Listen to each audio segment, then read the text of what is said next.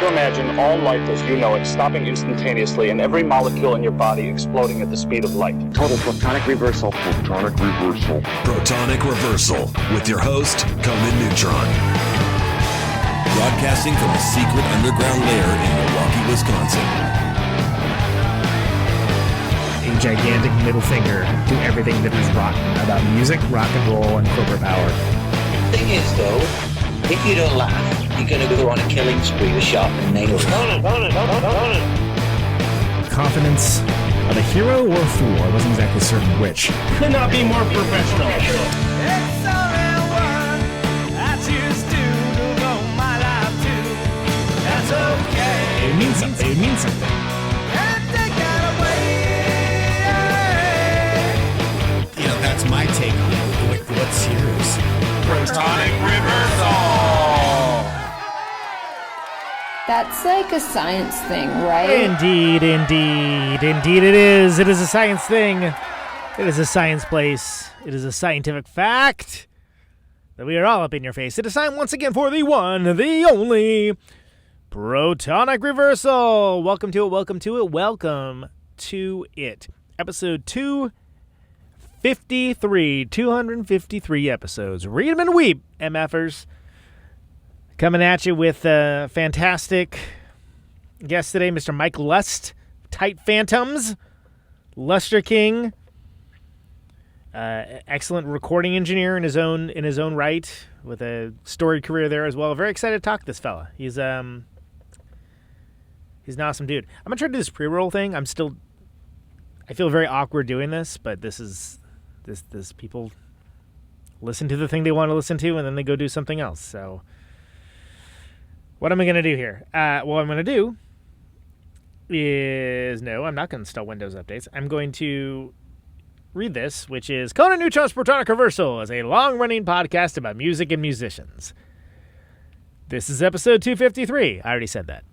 If this is your first time listening to the show, all the archives are at protonicreversal.com and are always free. No ads, no sponsors, no kidding. If you'd like to support the show or get episodes sooner, you can give $1 a month to patreon.com/protonicreversal. That will achieve that goal. And if you like the show, or even just a single episode, please feel free to share it along. Like, subscribe, or post a review of it. All that helps people find the show, and it's just a darn nice thing to do. All right, so there we go. We got through that. I feel very proud of all of us that we did that. Mike Lust tonight. He has a new record. It's pretty great. Got to say, I've been listening to it in advance of it. Demented Wings is the name of it. Demented Wings. Forgian Records. Forge, as in like I am forging swords, or swords, if you will. .bandcamp.com. It's good. It's a crusher. It's like 10 songs, like 25 minutes, like gets in, gets out, does what it needs to do, run the mission. Don't get caught. Yeah. Thanks for all the nice feedback about the 250th episode. I'm still kind of tripping that that a Devo turned the tables on me and interviewed my ass. Did the best I could, considering. Again, I urge everyone to check out the Eric Fundingsland episode, who did the Why Am I Doing This documentary. That's really good. And Chris Brokaw, who is a pretty rad guy and has done a whole bunch of stuff. And I think that if you know, you know, and if you don't, you don't. Right? That's usually how it goes. But I think this Protonic thing is... I think it might stick. From my memory. I have no idea what you're talking about. Yeah, exactly. Mike Lust, welcome to the show! Hey, Conan Neutron, thank you so much. Fantastic to have you. Of course, at the time of this recording, we have a brand new song and video from you off of the new record, Demented Wings. That's fresh, hot off the presses, as they say. I don't know if anyone says that. Well, it hasn't. You know what? It hasn't even been pressed yet. The printing presses the record presses are really fucking backed up. Yes, this is true. Yeah, I'm sure you know that. I'm sure maybe you've even heard people complain to you about that. I'm not complaining, but it's just like it gets scary when pre-orders start coming in. Yeah. And you have a release date, and it's kind of like the classic checking the watch. You play your record release show, and you didn't get the records yet. Oh, did we get the records yet? Yeah. Oh my god, I got a couple stories about that. Yeah, that's it's interesting that I feel like there was almost more call for it, I think, last year. Like, it was sort of like last year, I think everybody understood that, like, shipping dates are, hey, everything's totally screwed up right now. Like, stuff is not going to be normal for a while. And now it's sort of like, okay, well, we've been doing this for a while now. Now what is it? Okay, now it's, I don't know, we're doing Coldplay back catalog? Like, what's the backup now? Right. Yeah, there's a lot of things are being reissued, and they're being reissued in a really boutique-y manner. And, you know, I think, like Earache re-released Walk Among Us by the Misfits. But they did it in some ridiculously limited run of, like, comes in an actual coffin. in different colors, but it was really outrageously limited, and there's a lot of things happening like that, and I think it's really jamming them up.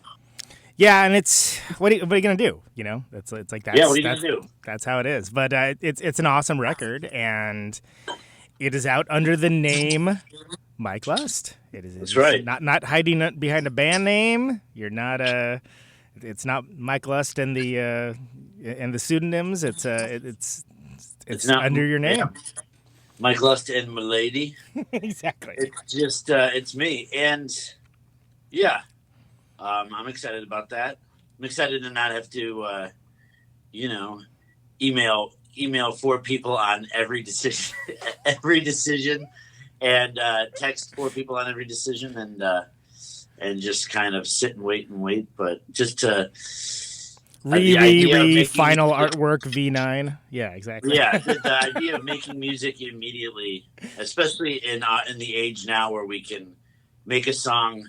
You and I could file share a song on the phone right now, and it could be in the ether tonight. Yep. I wanted to capitalize on that sort of immediacy and just start churning out music, and have like a freedom and autonomy, like genre-wise too. Right. Because once you're a band for 15 plus years, like Tight Phantomz is, a lot of people are like, oh yeah, they're a hard rock, they're a heavy kind of hard rock band. Yeah. You're the band that does that. Yeah. Yeah. Even if they're like, yeah, they're good, but I've seen it. Yeah. And, I know what that is. Nah. So it's just, I wanted to start fresh. Fresh canvas. And have, with a blank canvas, and have people just give me the freedom to, or just have the freedom to put out whatever kind of song I wanted to, have the albums feel like more of a playlist or a mixtape. Well, and it's not really the first time you've done that. The Silk Prison record kind of, as we've established, kind of has like an Alien Lane sort of feel, that they're very different kind of songs all sitting next to each other, but it never sounds out of place necessarily. But I think you're talking about more from the perspective of there being more like kind of like, I guess the term would be electronic sounding songs, air quotes implied on this one, like kind of synthier jams. Cynthia? Yeah, there's a lot of that.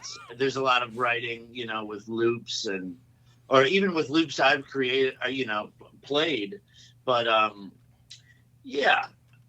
get really inspired sometimes, even if I find like the crappiest drum machine, or hear the funniest loop on like an old song, and I'll make a note to myself, ooh, I want to write something. I want to grab that drum loop and write to it.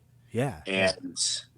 And I wanted that. I want to do it tonight, and I just wanted, that, like I said, that sort of immediacy, that ability to, when you're on your own, you've got the freedom to write whatever kind of song you want to. And Tight Phantomz had become more, when Silk Prison came out, it was more like, I was in limbo with music, like with the band. We weren't really playing live. The two guys that were doing Tight Phantomz with me had moved out of state, and so I put out as a reaction to just having time in a studio. I put out just a wealth of songs. I just put out Silk Prison, still under the name Tight Phantomz, because those other two guys played on a lot of those songs. But then when Tight Phantomz started to become more of a band again, I think I wanted to take a lot of the songs that really weren't working in our band context and do something with them. So that's what this. That's why this record kind of became like Lust. Well, you don't have to, as you said, you don't have to clue anyone else in on the decision-making process, too, so you can move quicker. Yeah. Exactly. Which I am told over and over again, that is the only allowable way that people should be working now, especially by things like Spotify. They're very insistent on it, that you need to constantly be putting stuff out and things along those lines. But it is interesting that isn't really a thing that I've known you to have done in the past, so it's still is a relatively new way of creating for you, or is it new that it's been released? No, I've always kind of created this way. Even in the context of the band, I'll pretty much bring a finished song in. So I always liked to write that way since the math rock days of being in a really sweaty garage for like getting one song a month, like every 2 months. So this part's in 7/8, and then we do this syncopated thing over there. And I really just wanted to start like just being done with this. If you can't like finish what you're saying, if you can't get the song done in a night, like I want to move on. So I like that way of working. Is any of that informed from, being recording music, like being an engineer and like seeing bands just, knock their heads against a cement wall on things that aren't working? Yeah, I've seen that, but I've also seen bands come in with the entire record like written and rehearsed, and that's pretty impressive too. So, but there is like from the 20 years of making records now and producing shows like AV Undercover that I did for The Onion. Yeah. I've just, seen and worked with every kind of band and really enjoy watching someone else's process and thinking I could do that myself too. I can. Sure. Yeah. And wanting to like get out there and try like implementing and incorporating some of the things I picked up and gleaned from shows like that and making records like that. So that's why the armed with all that information, then the pandemic hits and you've got time to really just get up, make a pot of coffee and start making music in your pajamas. Cause what else are you going to do? You're trapped. Stare at the wall. All right. Really, really digging into my staring at the wall time with this music, Yeah, so I was really getting into, like I said, getting up, making a pot of coffee, and just trying out the idea I was fucking around with before I went to bed, and seeing where I was by 7 o'clock at night. Maybe even like doing a quick mix of it, putting it away, and starting another song. So, when the pandemic started and when the unemployment checks were really good, I was like, fuck, this is great. This is what I want. I want isolation. I want to be making music in isolation. I want to be collecting free money from the government. I'm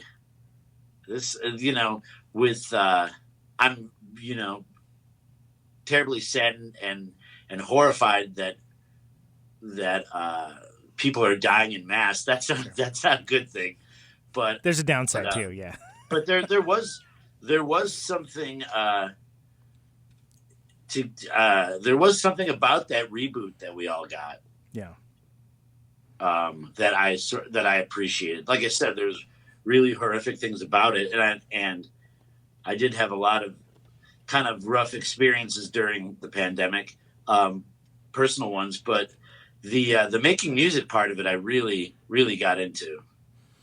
having that free time where I didn't have to stop at 5 o'clock to go bartend somewhere. Right. Yeah. So, on one hand, like you're able to be more dedicated to the thing, but then also you're forced to kind of slow down at the same time with life. Yeah, you're not like out hustling money, which is right. fucking so much of Life. So much of our lives. And if you don't come from money, like I don't, and I can't hold on to it because if I have it, it's yours. So we'll let's get margaritas, but so I'm not the best with it. So I'm constantly hustling it. Right. So it was nice to not have to do that and to really focus on making music. Yeah, and I mean, did you find that starting in earlier inform the decision-making process or the creative process any differently than like doing stuff late at night or like at vampire hours?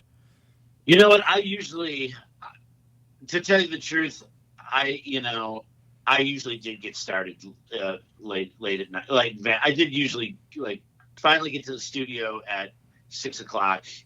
You eat something, then you have a couple shots of tequila, then you start making. So I wasn't as much of the roll out of bed, make the pot of coffee thing as I just said. That was kind of myth making, an expression to detail what I should have been doing, but I usually got here late.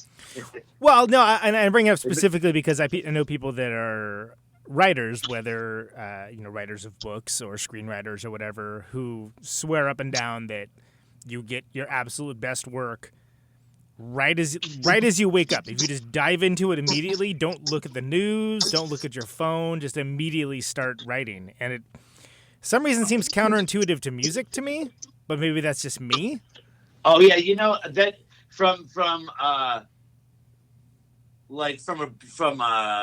a brain standpoint, from a neurological standpoint, yeah, I'm doing my best thinking and writing maybe at 11 in the morning till 12:30. Yeah.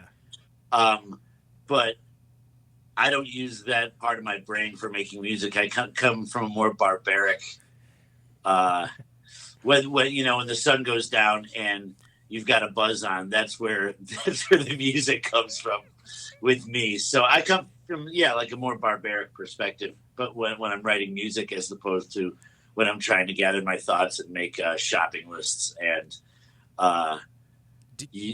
life writing in a journal. Yeah. Do you find that the same holds true also for writing lyrics, like for doing the words? Boy, there's like with lyrics, there's, did you ever, I'm sure you've shot pool before. Yeah. Do you know how like you gotta at least have 2 beers to like, there's a sweet spot. Yeah. Yeah. And then you're like, yeah, let's play pool. And, you go change out the quarters, you come back, you play pool. But then you have 2 more, and there's that sweet spot where you're like, holy shit, I'm the best fucking pool player ever. Fucking move over, Color of Money. Yeah. Yeah, exactly. And then 2 more beers, the geometry is off a little bit.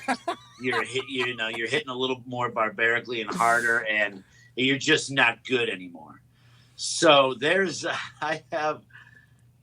the funny thing about lyrics. I'd get out here and I'd pour myself a couple drinks, and I'm making myself sound like such a lush in regards to, but that happened to a lot of people during the pandemic. Sure. Yeah. No. You start drinking a lot earlier too, but so I hear.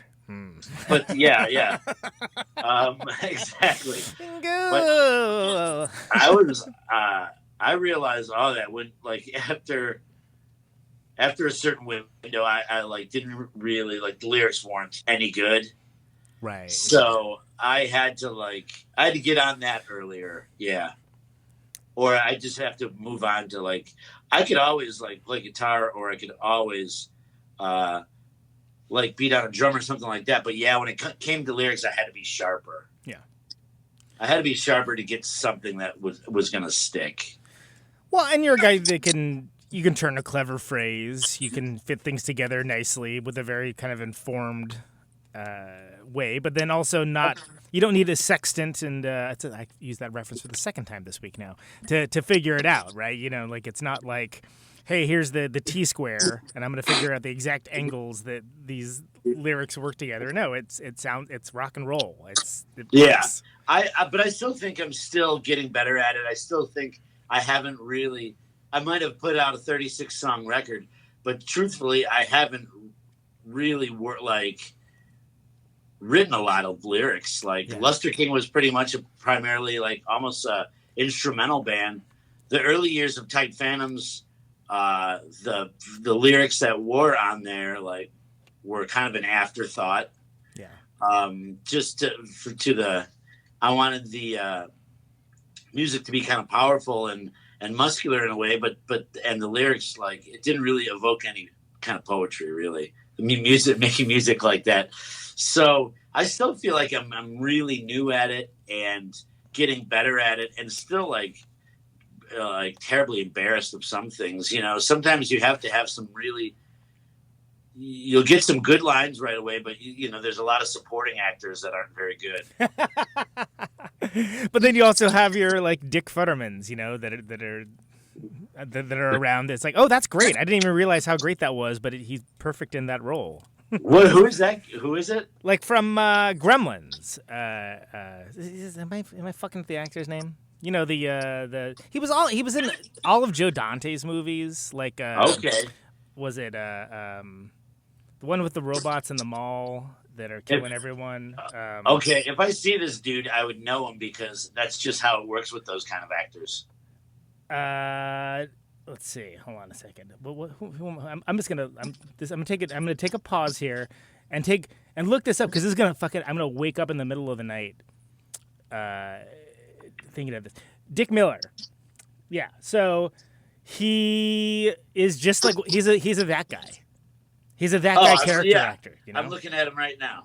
Yeah, and he's a dude that like what am I thinking? I think it's Killbots. I think it's the what I'm thinking of. Not as fantastic as Gremlins. I will say, watch Inner Space recently during COVID, still holds up. But like he's in like The Howling. He's in like whatever MacGyver. Yeah. I'm looking at him right now. He's terribly recognizable. He's just one of those dudes that.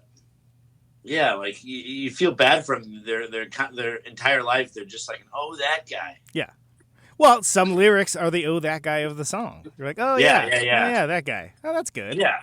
That fits nicely there. But the guy with the snowplow. It's still all a work in progress. Well, and I'm glad you brought up Lustre King. Because I wonder if people like Elvis Costello or Bob Pollard, or I wonder if those guys just come off the rack good at it.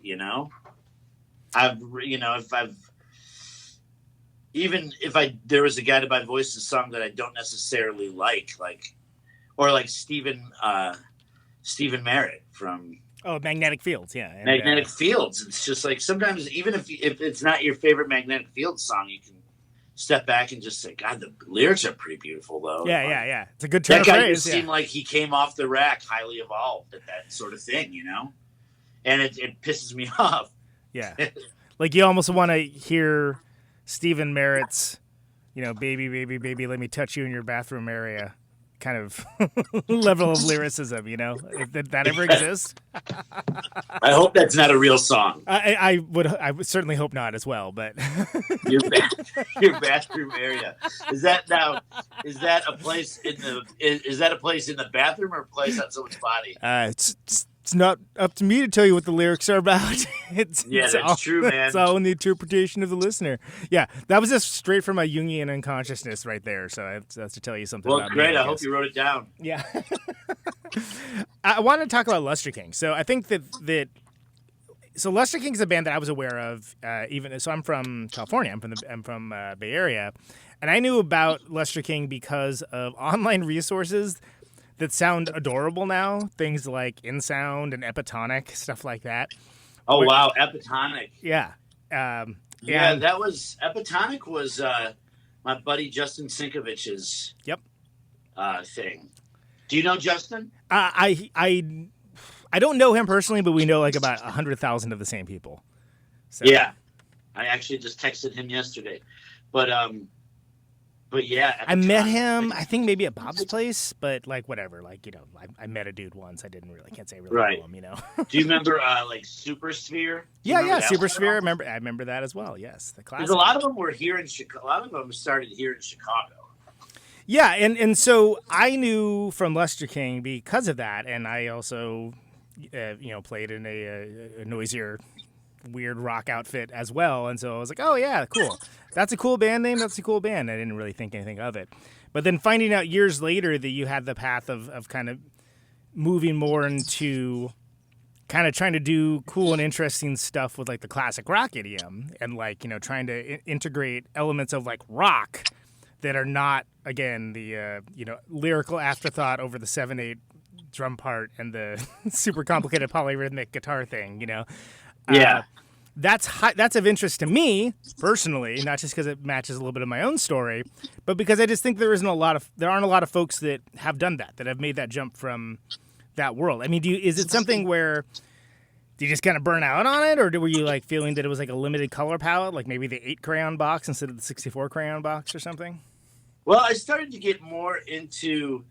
I started recording albums for all my friends. You know, right?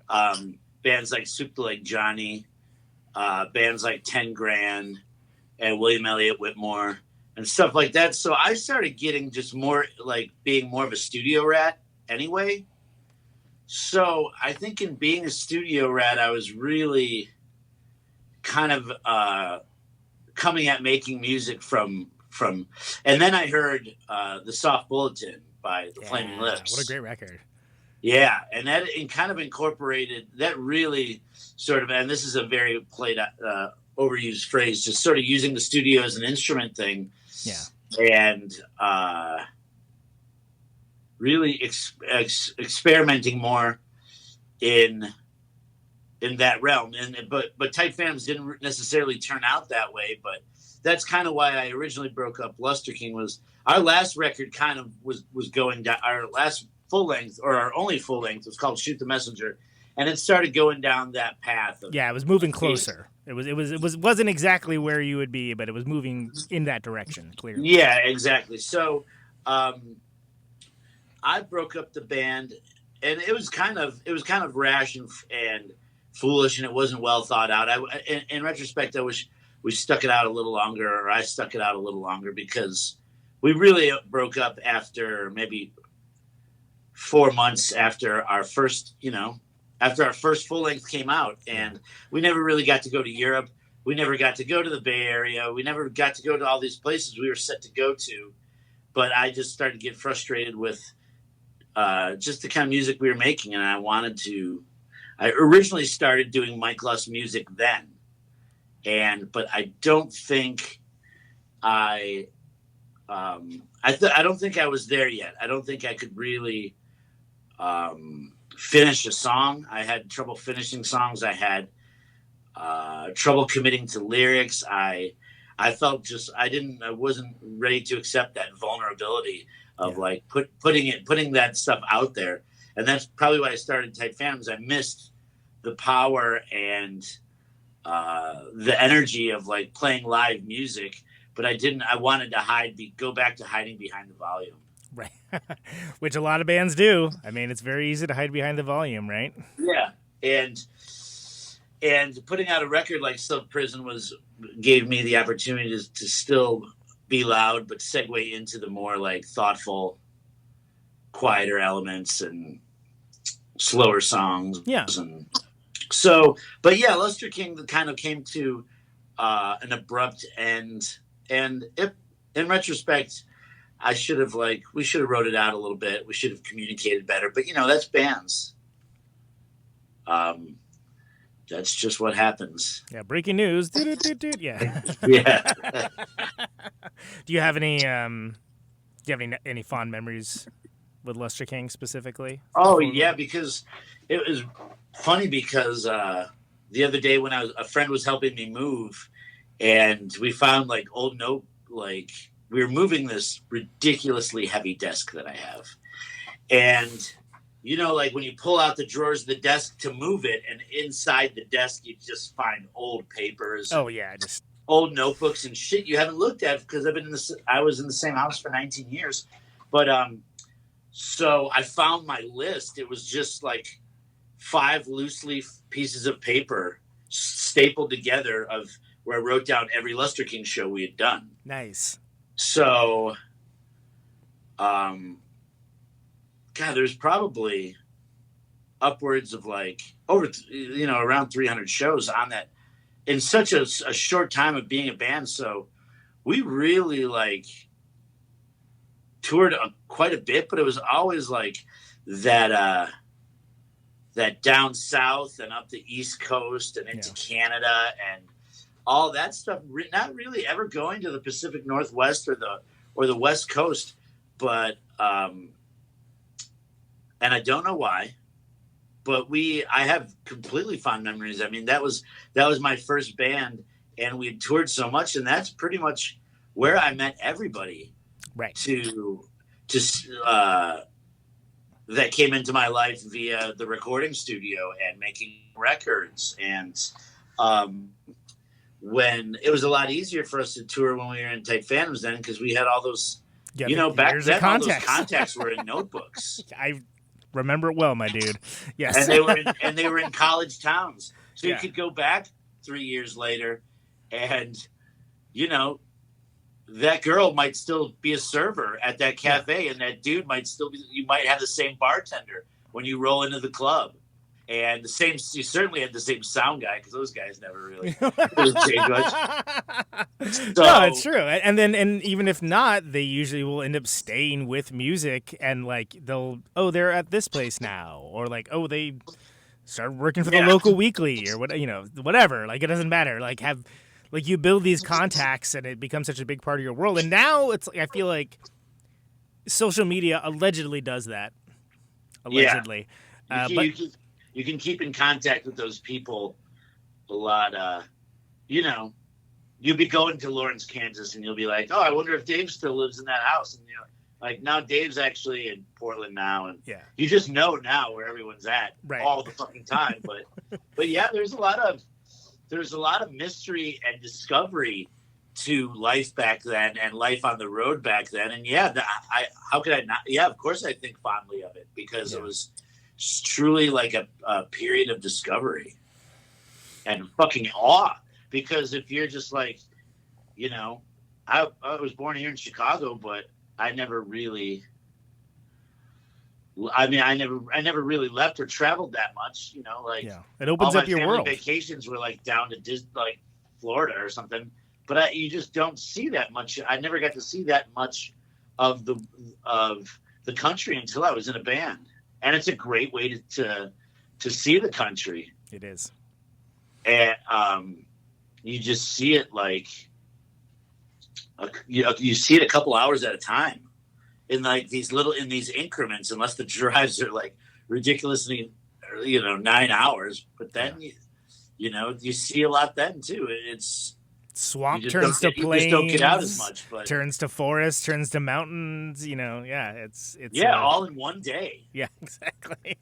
So I remember one tour that Replicator did. And we started off in California, and we went down. We started off down south, so we hit southwest, up to south of the East Coast, up to the north, to the northwest, then back down. And we started off, and it was like record heat when we left. And then I think it was somewhere around Missoula. It's like, oh, snowstorm. Sure, yeah, why not? It's been 2 weeks. We're in a completely different climate now. Yeah, of course. Yeah. And it just is, and again, it's easy to be like old dudes talking about the way things used to be, but you just didn't have the experience of you didn't have someone be like, hey, look at this beautiful picture of the mountain I'm visiting. It was just like, oh my God, we're in a place that has a mountain. Yeah. Oh my God, I'm in a desert. What the fuck? Yeah. You're like, where's the Roadrunner? Yeah. You just couldn't, there's really no way to take, you had your point and click cameras. Yeah. Take the wheel. I want to take a picture. Yeah. yeah. But it's pretty remarkable. Now, did you guys tour a lot, that band? Yeah. Well, especially for bands on the West Coast, usually Well, first of all, there was a label, and it had the most genius label name ever, which was world famous in San Francisco, because there was a bunch of bands that never ever left, not just the Bay Area, but San Francisco, and kind of thought they were, the best.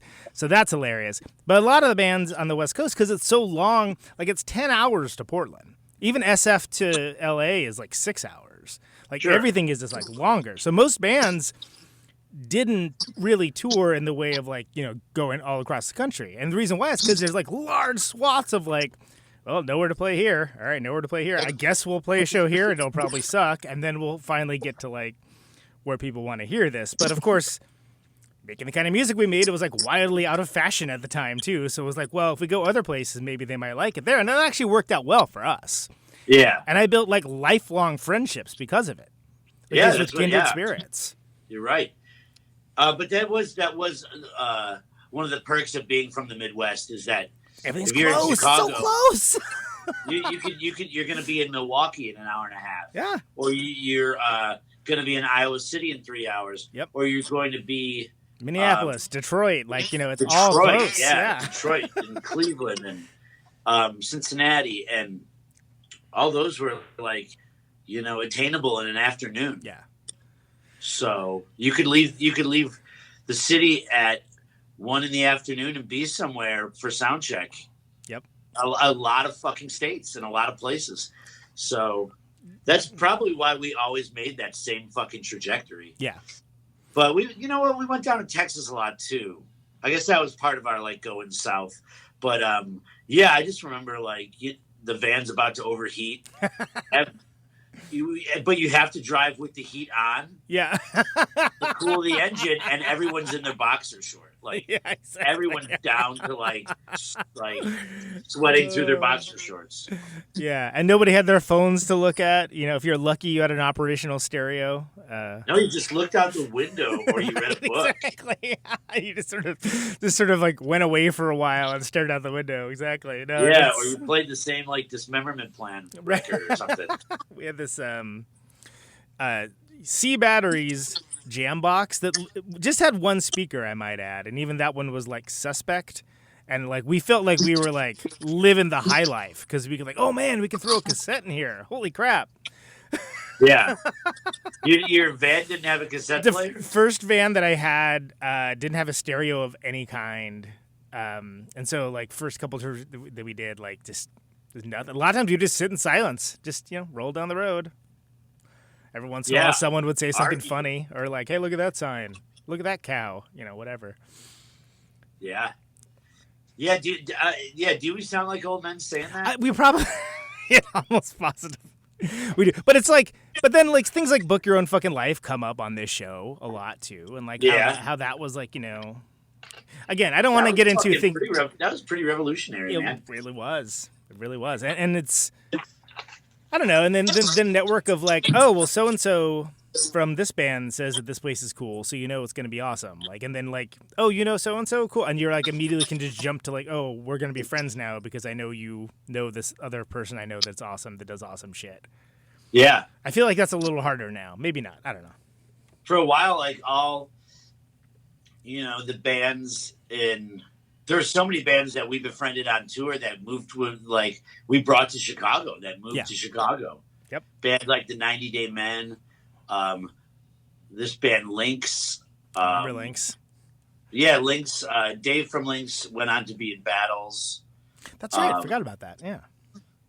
And but yeah, 10 Grand. They were the Vita Blue. They became 10 Grand, and then they moved to Chicago. We brought them to Chicago. So it was, then you're making your little musical utopia in Chicago, and that's why I've worked for years making records for all those bands. Yeah. Because they were all in close proximity, and bands would stay together for long enough to make 3 records back then. So, and there were record labels and budgets back then, like small budgets, but they were budgets. And nowadays, bands, you really, I'll go bartend or do something else to make side cash because bands are working on the weekends. Yeah. Because they're paying for it themselves. There's no labels, there's no budgets, and bands are shelling out. Or you'll do a record piecemeal. Yeah. They'll come for 3 days do all the basic tracks, and then go away with their rough mixes, you might not see them for 4 months. We gotta save money up again. Exactly. Yeah. Yeah, or you might not. Even or they're gonna return- work on it at home and like do it on you might not GarageBand even or return something. to that record. Yeah. Yeah. You were the guy that recorded the basic tracks, and they'll go cut all the overdubs, and maybe someone else will mix it. So it's the whole landscape, and I don't mean the literal landscape, but the whole. We've had the opportunity to watch the whole landscape of the music business change right before our eyes, and right down to touring. And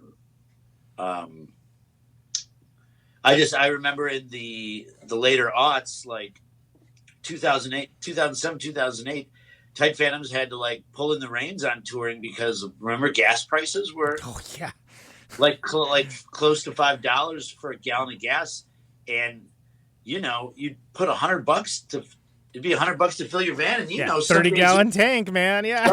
Some days you have to fill your van twice, 2.5 times. Yep. So touring became an impossibility to where it was only the bands that were really selling records. Yeah. And where the demand was there for them to be in that city. So touring changed from the just like, we could just be anybody. We could just book our own tour. Like booking your own tour didn't really make that much sense unless you want to take a glorified vacation and lose a lot of money. So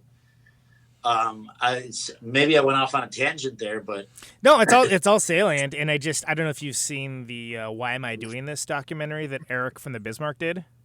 You know what? I started it. It was one of those things where I have every intention of going back to it. I was just watching it in pieces a little bit. It's really good, but it's something that it touches on all these topics. Are you in that? Yes, I am. But that's not why I'm advocating for it, because it almost doesn't matter who's in it. It's like it's about everybody and all the bands that do this. I'm wondering, because I've heard your name. I'm wondering why your face might be so familiar to me. While I haven't met you, your face, you just seem so familiar to me, but I feel like I remember you from that doc. So yeah, but no, you were saying about that. You may have done sound for us at some point too, but I don't know.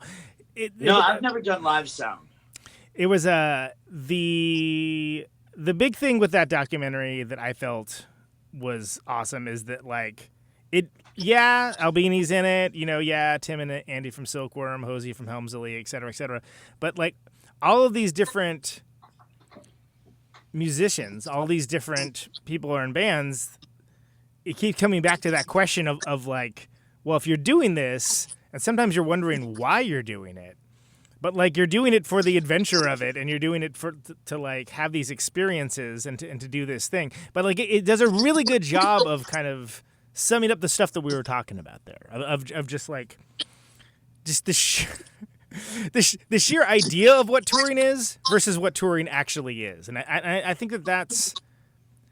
Look, I didn't have any doubts that Eric was going to be able to pull it off, but it still was nice to be like, yes, that's awesome. Somebody got this. Somebody got all these stories of the parade of misery that also happens to be awesome that is touring. Yeah, I mean, it's like a lot of things that are just you're really fond of in retrospect, but when you're going through it, it's just a fucking nightmare. Yeah, and then later on, you're like, God, that was so great. I can't wait to do it again. It's just history tends to, or your memory just tends to warp the way your own personal history might have played out sometimes. But yeah, I'm glad you said. I'm glad that came up because that reminds me I do need to finish that. Maybe I'll. It's super good. And I had Eric on as a guest for the show, but I would have had him on if I wasn't in it. You know what I mean? It's. He's awesome. His band's awesome. The documentary's awesome. It fits a niche. And of course, Dave Grohl came out with a documentary about touring, right around the same time, which is just. Is it the touring in a van thing?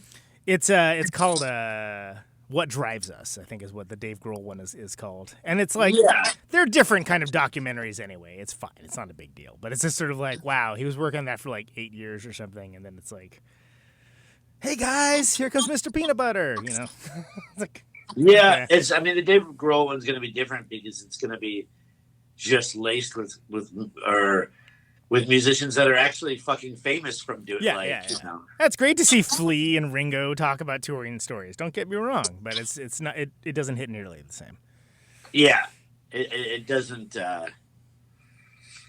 You know, like it doesn't really touch upon the sadness and the disparity of like, yeah, going home with absolutely, you know, no money, or like splitting up $300 at the end of a tour between 4 guys, and just yeah, but it was so possible back then. At the same time, it was so possible. We all lived in apartments that were just like, you know, cost us $125 each, and I don't know. It was everything was so much more affordable back then too. I don't know. So tell me about the turn from Lustre King over to Tight Phantomz, and again, the reason why I'm so fascinated is 'cause I feel like there's very few people that come from the noisy rock world that kind of go that direction, and I'd be curious as to. Well, Lustre King broke up in '99, and I don't think Tight Phantomz came out until like 2003. Yeah. So there's a 4-year break there where I was just making records. So for other bands, and I just really got, you know, just a very natural itch and like just missing. That's 4 years I was going to a show 4 nights a week. So it was kind of killing me that I wasn't making music anymore. It was killing me that I had that I broke up Lustre King just as things were starting to ramp. Yeah. For us, we were on tour with Alkaline Trio. You know, we were getting like good opportunities and good tours, and I just wanted to take another shot at it. And I saw, not that I was trying to capitalize, because it never happened, but capitalize. I mean, rock and roll was coming back really big in 2002, 2003. Like, just the Strokes were everywhere, and White Stripes were a big deal. That, like that band. Remember that band Jet? Oh my God! Yes, I do. Yes. That had like, and Wolf Mother and those bands. But Jet had like a huge fucking song, and like people were getting into like dirty rock and roll again. Yeah. And that was kind of inspiring to me because it was right at the time where I was getting frustrated being at like listening to proggier music. I was getting frustrated with that. And I was getting frustrated with the vulnerability of trying to make my own solo music. So I called upon the first drummer in Tight Phantomz was the last drummer in Lustre King. And he was, it's really weird. Maybe that's why Lustre King, it feels like there's a natural progression or segue into hard rock. It's because it was, Tight Phantomz was 2/3 of Lustre King. Yeah, I mean, it wasn't like, you know, a jarring transition necessarily or anything. Like, it made sense if you stop and think about it. Like, if you think about, like, you know, how the last record went versus, you know. It was inspired by that hard rock boom and the things coming back from sort of the emo, like, it was you know, allergic reaction to emo music, and I was like, thank God fucking rock and roll is back again, you know? Right, exactly. So, because we were always like really performance based in Lustre King. We were always kind of like theatrical and kind of like a little spastic and weird. And so I wanted to play hard rock music like that. And so I think, I really thought like, maybe we could jump this train, just playing simple hard rock music. Just catch the zeitgeist for once. Yeah, of course. Yeah. And you know, there's freedom in that too. I mean, you listen to those records, or or you listen to old Zeppelin records, and they're a fucking hard rocking band, or Thin Lizzy, but they could implement a quieter song, or they had the freedom to do that stuff, and I knew we would eventually want to be going that direction too. Yeah, they didn't have to be going 90 miles per hour the whole time, right? Yeah, Like, so sometimes you stick on the cruise control and you can sit back and watch the ride. Yeah. Yeah, so maybe I thought maybe this is that could be like my doorway into getting into more, thoughtful, intimate music eventually. Like maybe it could be like a slow passage into that. Right. Well, and then so there's a lot of Tight Phantomz. That the band came to my attention with Silk Prison, and I am sorry to report that I just did not check it out at the time at all, mostly because, much like the fantastic band Beat Drun Jewel, it took me forever to remember the band name. I don't know why. Sorry. But like once I listened to it, I was like, wow, this is audacious. This is cool. All these songs sit very nicely next to each other, even though they don't all sound like exactly the same thing. Like it just was a very articulated vision. Well, that's one thing from being a recording engineer and helping bands. Back when people put out full-length records, my favorite thing to do while we're making the full-length record with the band is, how are we going to sequence the record? Yeah. Okay, you know what song one is. We know what song one is. We know that's the last song. And I love how you could create a story arc with the sequencing of a record. Absolutely. That's always been my favorite. So the whole time I was making Silk Prison, I would collect a new song. I would tuck it into the sequence. Yeah. Or where it would fit. So I was kind of always creating these two separate, side A and side B, these two separate 18-song story arcs. So it just fucking happened to turn out that way. But that's always my favorite thing about making a record. Even making a record with another band, helping another band produce the record, is like, how are we going to sequence the record? Yeah, that's when we're like, that's when I feel like we're like, how are we going to tell the story of this full length record?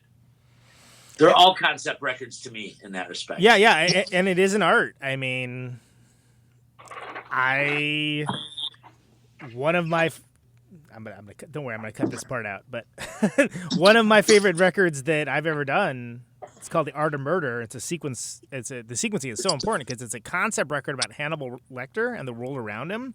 But it's the first time I put together a record like that, where I'm like, there's some songs that like it has to be there on the record, because when you listen to it. What project was that with? That's Conan, Neutron, The Secret Friends. That's my current. I got it. Wow, I have to hear this record. That's my current band, and it's hilarious. Also because I had a real punk rock chip on my shoulder about it, and like wouldn't send anything out for press or radio. Yet, as of last week, there's only 7 copies left, and it's going to be out of print. And it's the only one of my records like that, with the exception of like the second Replicator record in like 2002 or something, right? But it was so exciting to me because the idea of making a record where you have certain beats, not like beats like thematic beats, not like actual beats, that are fit, that you have songs that sit next to each other because they evoke a mood when they sit next to each other, and and they do, and it's something that I'm not sure if I ever would have had the aptitude or gumption to do that, 15 years before, right? Because I would have been like, oh no, I can't do that. We can't lose the listener for a second. Whereas like, no, actually, hey dumbass, that actually makes for a cooler record. It makes it an easier thing to listen to. Well, when do you think you acquired that gumption? I mean, basically, all the great word, by I love thank you. gumption. I've been watching lots of westerns. And no offense, it just makes everyone kind of sound like a dope. Yeah. Gumption.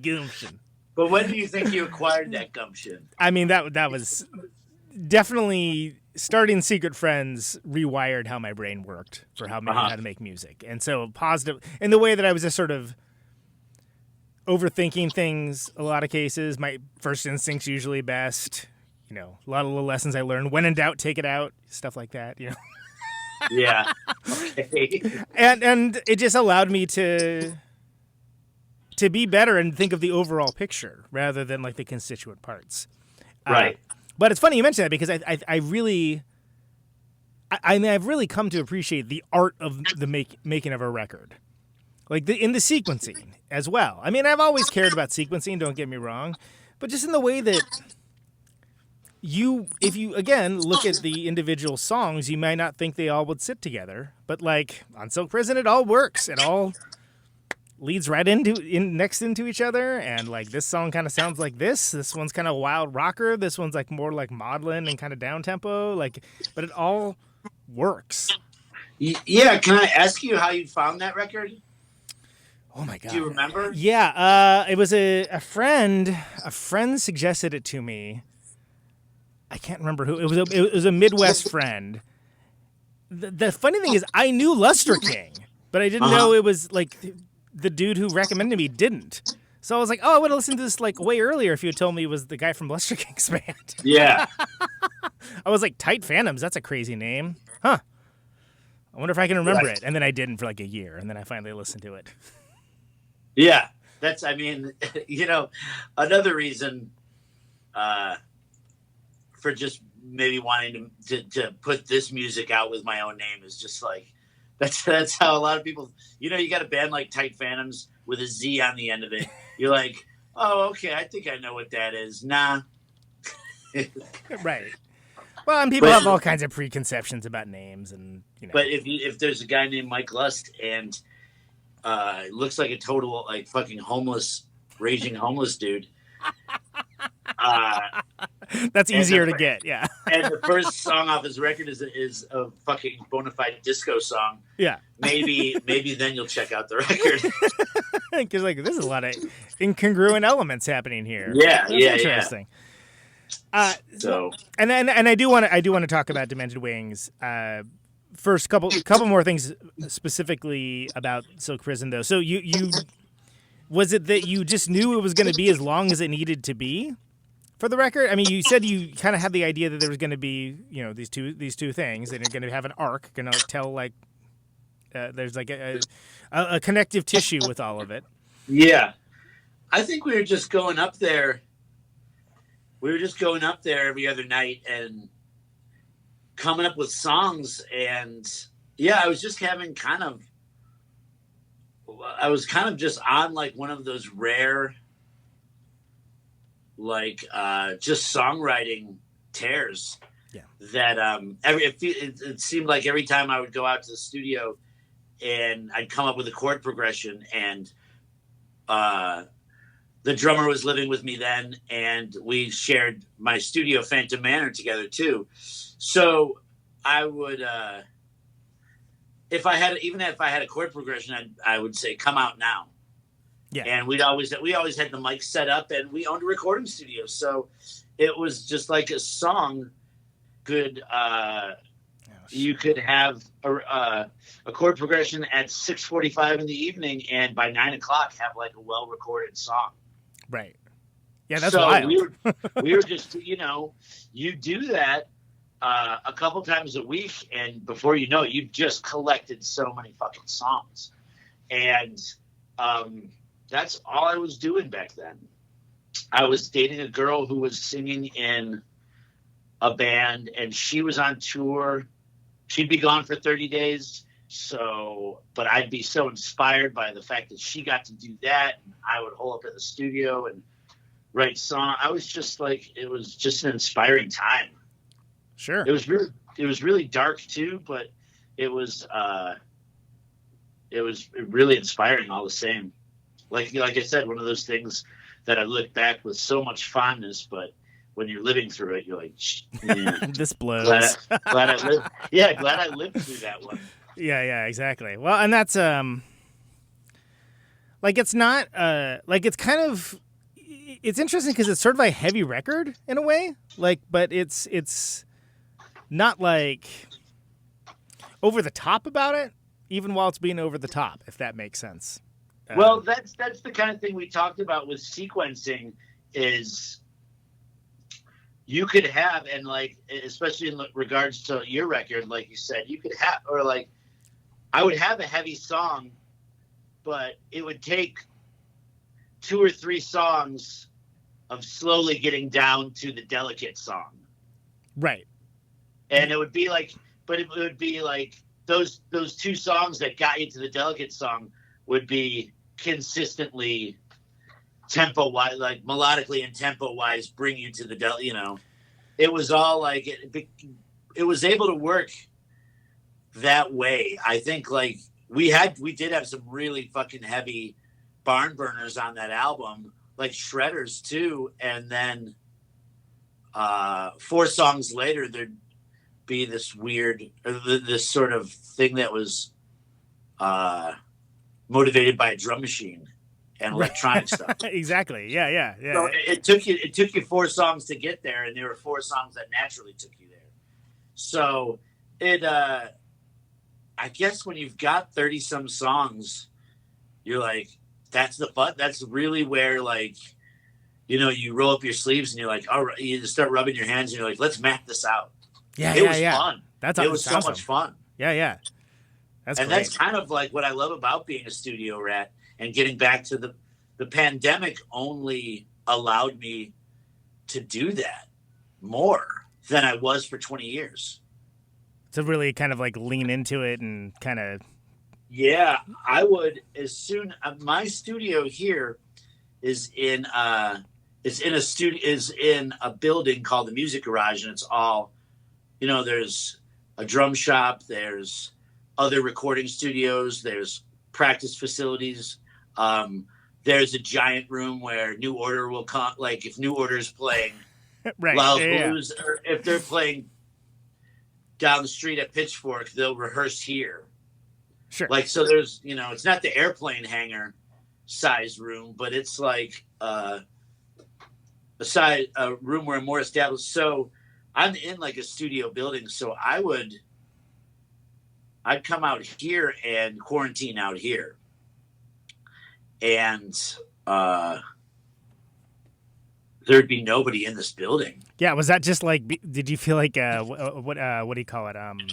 Like Last Man on Earth or the Omega Man or something? Like Twilight Zone, Yeah. It was so cool. It was so cool for making music, and sometimes you're really afraid to belt out and work on a vocal because you could hear the band in the next rehearsal room fucking around. Yeah. You just someone's around, and so there's that what they call it, the Heisenberg effect, right? Like the act of observing something changes it.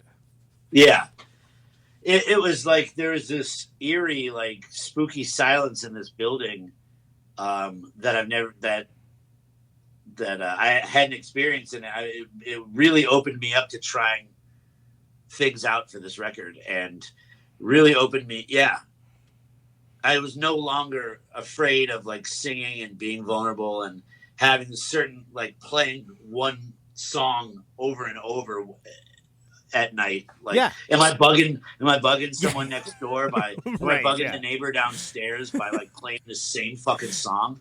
So it really, like, there's a lot of freedom through that. But I can't remember what the fucking question was that we jumped off on that. So. Well, we were talking about sequencing and talking about how it, like, everything fits very nicely together. But however, just by me mentioning the Heisenberg effect, dude, I can't skip the fact that there was a Tight Phantomz songs in Breaking Bad. That's amazing. Yeah, that was so cool. I told the story about that last night because the story is really funny. We were signed up with a licensing group called Ghost Town, and they would help us with placement in movies and shows and stuff like that. They actually they loved that Silk Prison was there was such a wide variety on Silk Prison. Yeah. That they could pitch it to a lot of different things. Yeah, it's like a music library in and of itself. Yeah, and they really liked that, and they were able to get Silk Prison a lot of placement, and that was really great. So one day they're like, "Hey, there's this show that is interested in your song, and they have X amount of dollars, and it wasn't it wasn't that much money, but it was more money than I've ever been paid right in my life for a song. Sure. Yeah. So they're like, it's a show. It's called Breaking Bad. And I was like, is it any good? That's all right. Yeah. And okay. they're like, well, here's the thing. They've done 2 seasons now. They want this for the 3rd season. They've done 2 seasons now, and it's really getting legs. Yeah. They think it's going to break on this season. Yeah. And I was like, well, anyway, why am I even asking? Give them the fucking song. I don't. Yeah. And so the night it was getting, Breaking Bad came on back then. It was like, Sunday nights, get in front of your TV. Yeah, yeah. That wasn't even that long ago. I know. Before streaming, it was like, oh, I got to catch it on Sunday night. So I went home on Sunday night, saw it, and then of course, it's like one of the scenes where what is his name? The son, Walter Jr. Walt Jr. Yeah, he's listening to Tight Phantomz on his headphones. Yeah, yeah. So it has that headphone filter. Yeah, yeah. It doesn't sound like our song. Yeah. It's just like, oh man, always a bridesmaid. It's just like you always want to get that like Fast Times in Ridgemont High with like the Cars song playing as she comes out of the pool, and you're like that iconic moment. That's just like, but still, and then I like saw it, I watched it, I was like, fuck, that's it, and I shut it off. Because I didn't know Breaking Bad. I didn't know the fucking context. Right. I mean, it was before, like, later on when I watched the show in its entirety, I binged and streamed and binged the show. I actually, like, cried. Yeah. Because I was, like, so blown away that my band is in this show. Even in the lightest of contexts. Yeah. But I got emotional thinking like, what a thing like that happened to me. And, I got to buy a Volvo wagon. That was my favorite car I've ever had. That's awesome, man. A fucking old Volvo 240 wagon that was bitchin' fucking car. And, people still ask about that car. And I got that car because of Breaking Bad. And because I was in Breaking Bad. And what a fucking cool opportunity, man. Yeah. It's like one of the best shows of all time, probably, at least as far as dramas go, Yeah, and it's just like it makes me even more mad, or it's like makes me even more pissed at the Sopranos song. I know, totally, right? And like, because it's like, why? Oh God, like, why use that? You have the opportunity to have this put this song and have it in the best placement ever of a TV show. It's the worst song in the world. Yeah, and it's also one that everybody knows. Everyone knows that song. I'm gonna go on record. I'm gonna be an asshole here and say the "Born Under a Bad Sign" song on The Sopranos is one of the worst songs ever.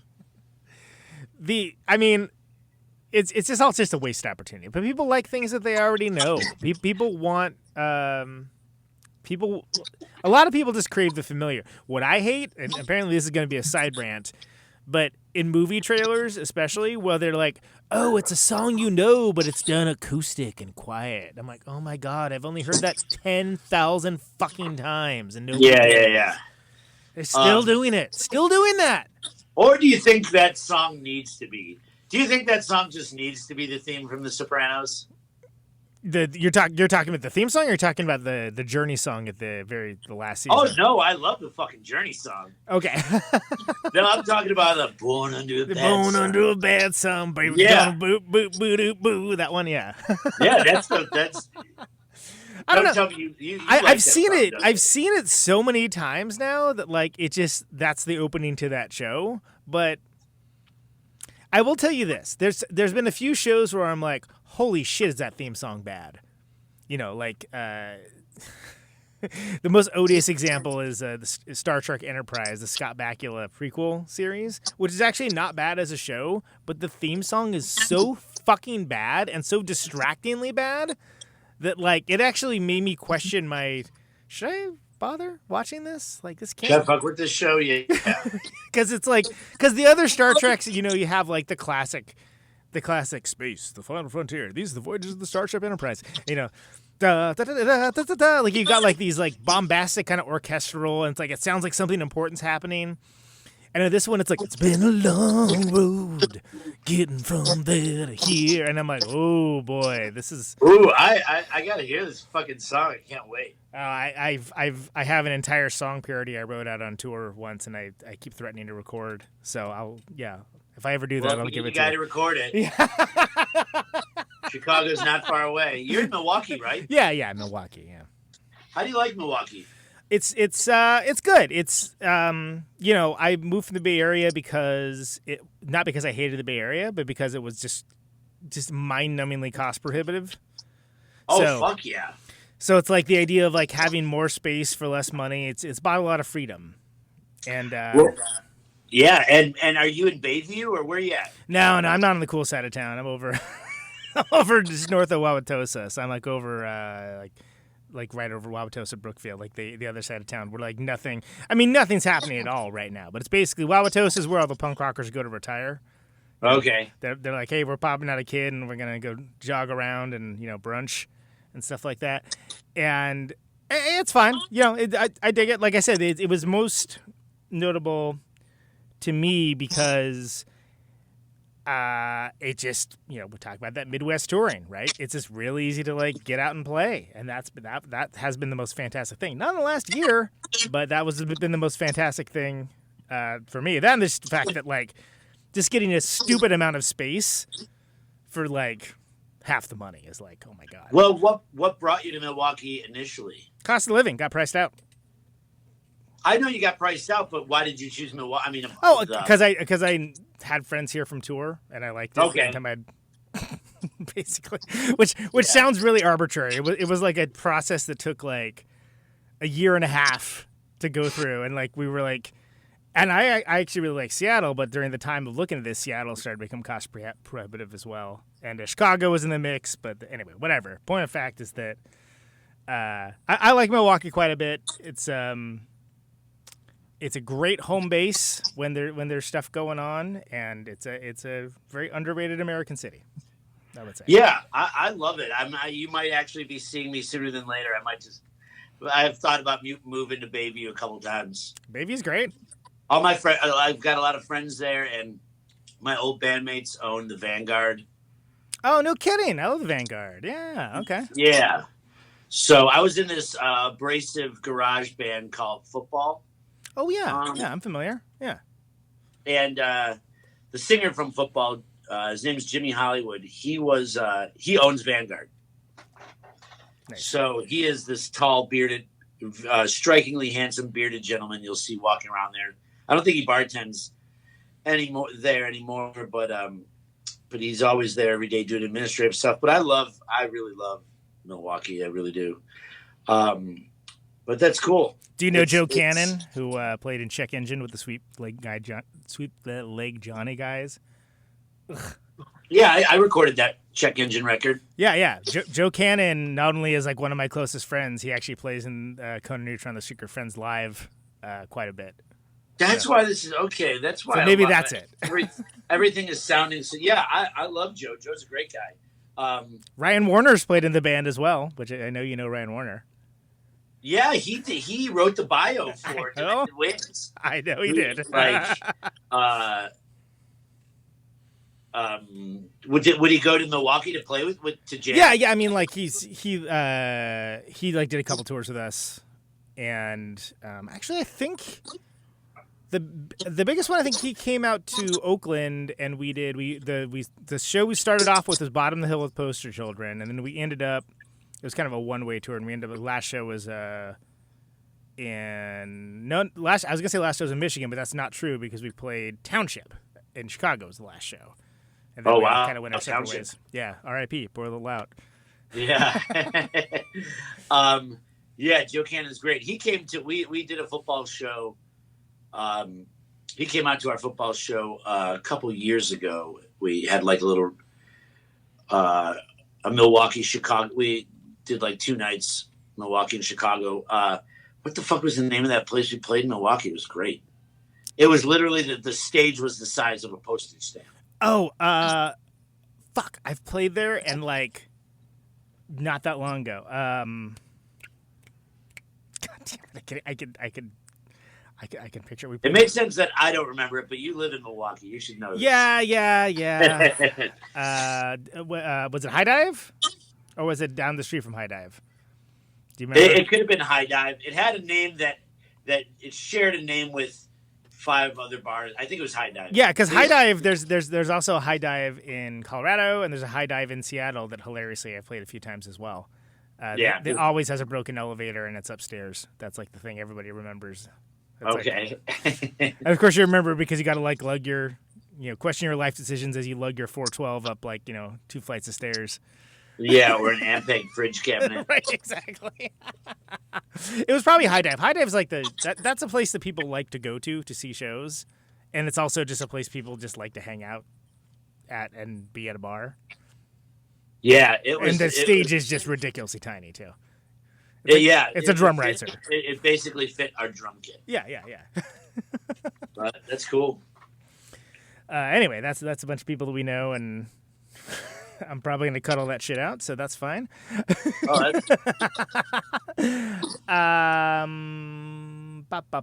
What were we talking about before all that? Okay, so all right, so yeah, Breaking Bad, dude. Like your song's in Breaking Bad. That's fucking amazing. Like, and even if it's like, yeah, it's only on headphones or whatever, it's kind of like a key thing. You're a part of history, Like, yeah, I don't.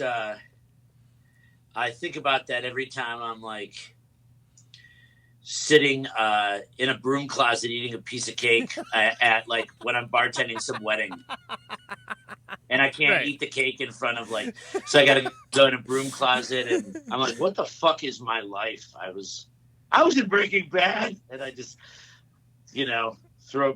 tip over a mop bucket. That's a very sad yet hilarious image. I like that. And it's happened way too many times. That more times than I'd like to mention. So, Demented Wings. So first of all, I should say forwardagainrecords.bandcamp.com. I think I said it so far. That's the place to go get it. It's selling like hotcakes, so if you haven't procured your copy, go get it already. Do you want to do a thing where we go through each of the songs and you can tell me something about each of the songs? You can say where you get the song title from, where the lyrical idea, whatever. Just kind of like any sort of we could minutia with it. Okay, cool. So let's do that. If you're down. I have to do this. This will be good because I have to do this with the podcast. Oh my God. The Talk podcast. Fuck. Yeah, I have to do the interview show. Anyway, this will be good because they want me to talk about every song, and so this will jog my you can. This will be your practice show. Yeah. I'll try not to be insulted by that. I only had the fifth most listened episode of all time in Australia when I had McLaren on. Yeah. Which I was like, that's a very arbitrary thing to keep track of. But okay, that's kind of cool. That's fucking awesome. And then, so immediately I'm like, what are the 4 that are ahead of me? I'm like, what are, because that's where my mind goes, and it doesn't tell you that information. But I do wonder what's number 1 through 4. Like, how, if I'm number 5, did they just find out about podcasts? No, whatever. Anyway. Yeah, they're late to the podcast game. Hey, I get it. Okay, so starting off, we have, as you mentioned, you have Next Hex. Starts off with Next Hex. You got that the sort of driving bass, kind of Gary Newman-esque sort of, I think, did you say disco song? No, that was the single is more like of a Danceteria is more Next Hex was one of the songs that was written during the pandemic. It was written last May, and it was started with that people call it the Killing Joke song, and I was like, oh, okay. I was thinking Tubeway Army, but that works. Yeah. Yeah, I totally hear that. And I was kind of fleshing that one out on, like, I had an electronic beat, played that bass line, then played the drums. I was kind of fleshing it all out on Instagram, which was really... Oh, really? Sounds really childish of me, but I just got through a breakup and I needed attention, probably. Sure. So, but yeah, that song, you could, like, I remember that night on Instagram, you could, on my stories, you could track the progress of that song. But that was like, yeah, a pandemic song that came last May. And once I had that bass line, I was like, oh, this sounds like the opening of a record. Yeah, yeah. And I like, like we said, like in excruciatingly talking about sequencing, I love that. Like, what's the opening song of the record? Yeah. Like, does it make it? I love, like, making a statement, opening up, and that bass line just did it for me. I was like, okay, that's got to open the fucking record. And yeah, the song feels dark right off the bat, and not like I like to talk about what my songs are about. They're obviously not all autobiographical, because I once heard Greg Dooley from Afghan Wigs say this. He's like, if my songs were all autobiographical, I'd be dead. Because, like, the characters in his songs are such nefarious dirtbags. Yeah. And that song, Next Hex, is about, like, kind of just, like, going down to a drug deal and just puking in the snow. Like, you're just hung over, but you're going to get the next fix. So that's and I don't really even know much about drugs, Conan. So it's all allegory, you understand? Yeah. That is not an autobiographical tale. It just, the bass line seems so dark that I've certainly been hungover and blinded by the sun and puked in the snow before, but. Anyways, so that's the opening song. We don't have to talk about every song, but yeah, we do. That's the bit. We're gonna do it. Okay, well, let's go. It's the next but song. They don't all have to be paragraphs, though. I mean, like you. No, the next song is called "Somewhere to Run." Yep. And that's a really sort of. I'm struggling to think whether there's even a guitar. There's clean guitars in that song. Kind of almost like in a beach house manner, like the clean guitars. But it's a really electronically driven song that was done. Yeah. Kind of a new wave feel. It was done on a Friday night. Some of these songs I hear, I could picture the night when I was stuck up here recording it. And that started with a beat from one of those old Yamaha drum machines that I got when I was a kid. Nice. That had the 4 pads on it. Yeah. And this is funny because this actually relates to this song. I made the nucleus of that song, the skeleton of that song with that Yamaha drum machine, and the next day I was recording this band Electric Hawk. Yes. They're an awesome instrumental metal band from Chicago, and during the session, the guitar player we had gone out to get pizza during a break, and he was like, I think I have to stay here I'm going to hold off on getting food. We came back and he was in the hospital. He had taken himself to the hospital. Wow. He fell ill somehow, or the emergency room. And so that session got sort of truncated or it sort of got cut off. And I was like, hey, I said to Noah, the drummer, who's also in this incredible band, Fax. Yeah. From Chicago. And he plays in Tight Phantomz sometimes too.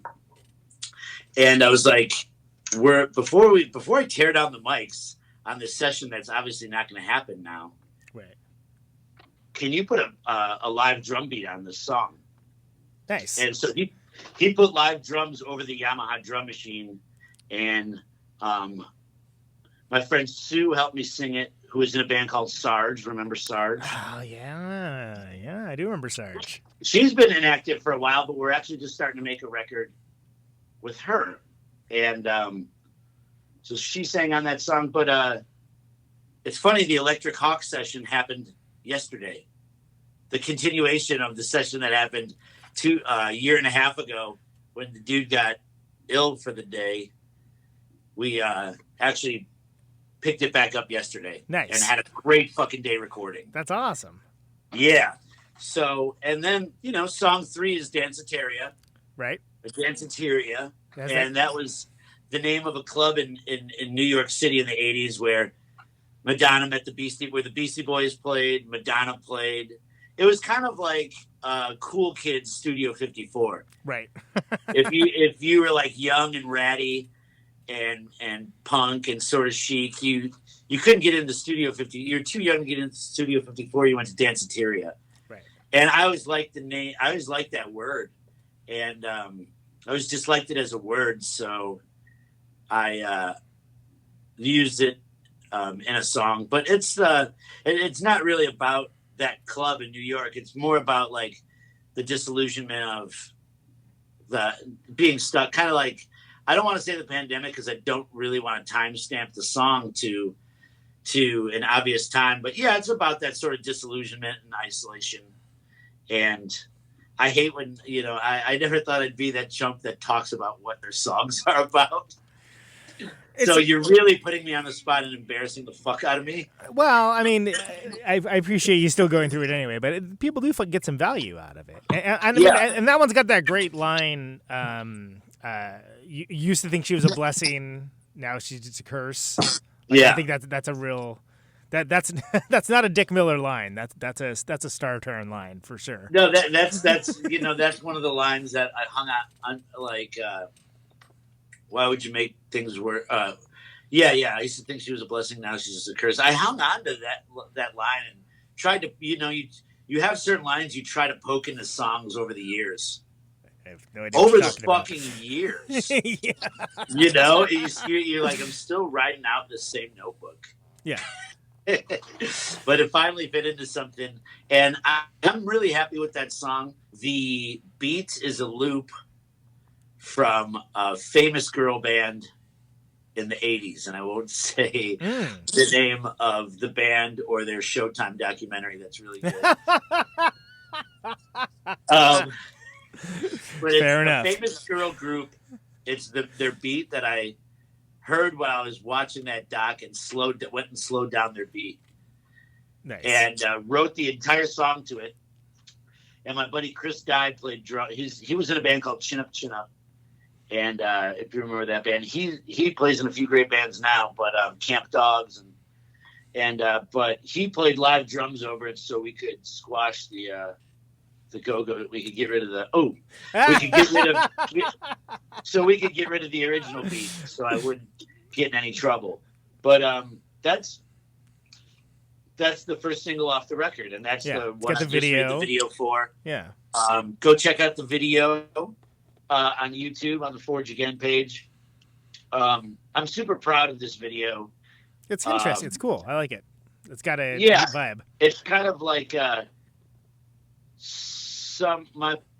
girl who's doing publicity for me asked if I could make a statement about the video, but I was drunk for 2 days and I couldn't come up with a statement for the video, so I just said it's kind of like the Twilight Zone meets Chevy Chase, or it's like Chevy Chase meets the Twilight Zone. Like, I wanted it to have that sort of really dark, spooky feel, and it didn't come out as dark as I really pictured it in my head, but it did still.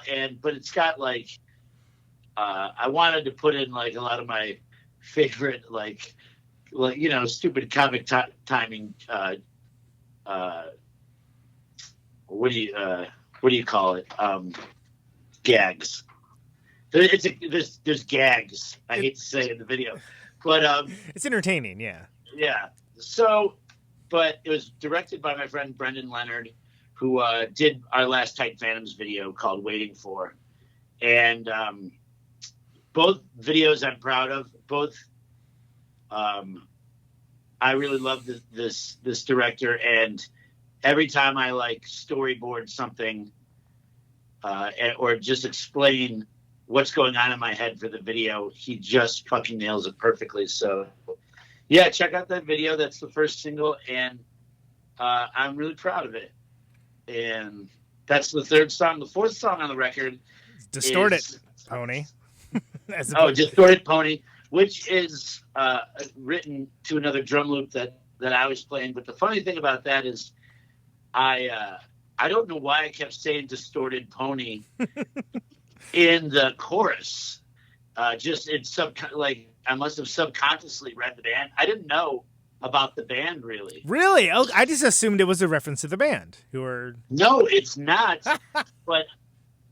And I thought, what a cool, and that was like kind of almost going to be the song title, Distorted Pony. And someone's like, oh, like the band? Yeah. And I'm like, fuck. Who are great, by the way, and also playing shows again. Yeah. And, I've gone on to discover the band. Yeah. But fucking bummed me out. And so I'm like, okay, I've got to change this whole thing around. And I didn't.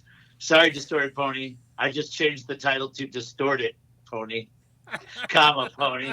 So that's the story with that song.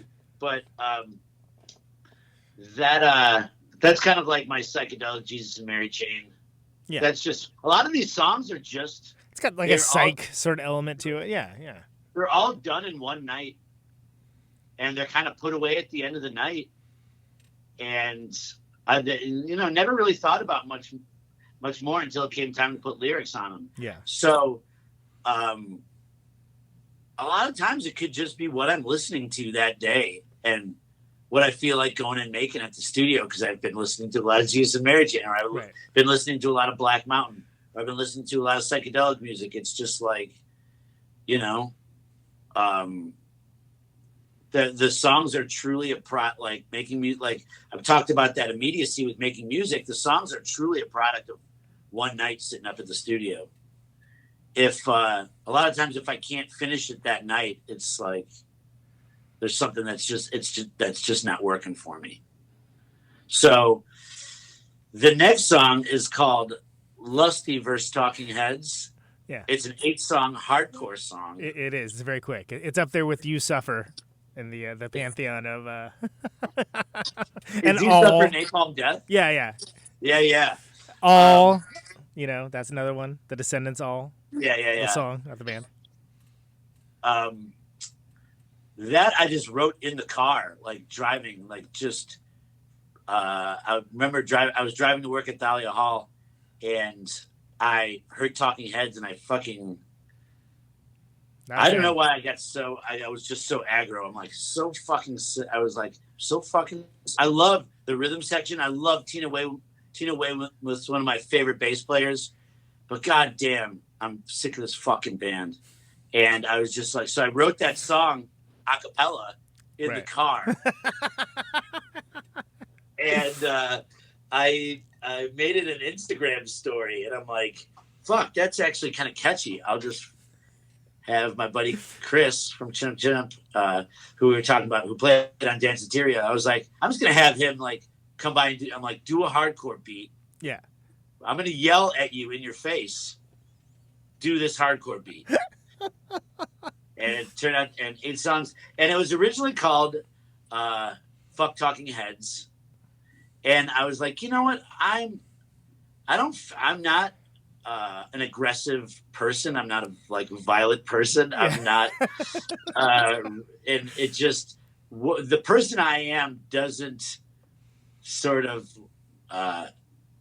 match the character of that song. So I was like, I don't want to say fuck. I mean, there's Talking Head songs I do like. Yeah.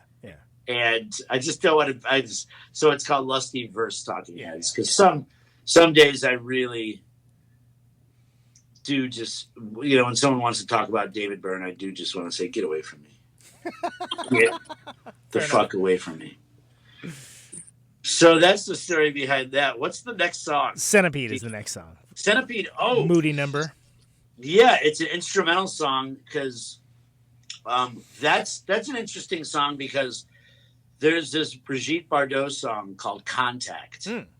This I could actually be getting myself sued for this, but I actually wrote it in the liner notes of the in the insert of the record. I said it's directly inspired by the Brigitte Bardot song "Contact," because there's no difference in the two songs. They're like the bass line is. I'm like, I want to make it's a perfect example of like I want to go to the studio tonight and make a song with that. I was like, you know how like you're in a cafe and you're like you ask the like, hey, what's this song? Yeah. And they're like, it's Brigitte Bardot, "Contact." I'm like, okay. And you go home, you YouTube it, and you're like, I'm making a song tonight with that bass line. So I made it with that little drum machine called the Funk Box. That's like, do you know the Funk Box? I do not know the Funk Box, but I love that it exists. It's like one of those old organ, the drum machines on those old organs. Yeah, yeah. And like an old Wurlitzer drum machine. Oh yeah, like the Fun Machine or something. It's a fucking $5 app on your phone. Okay, gotcha.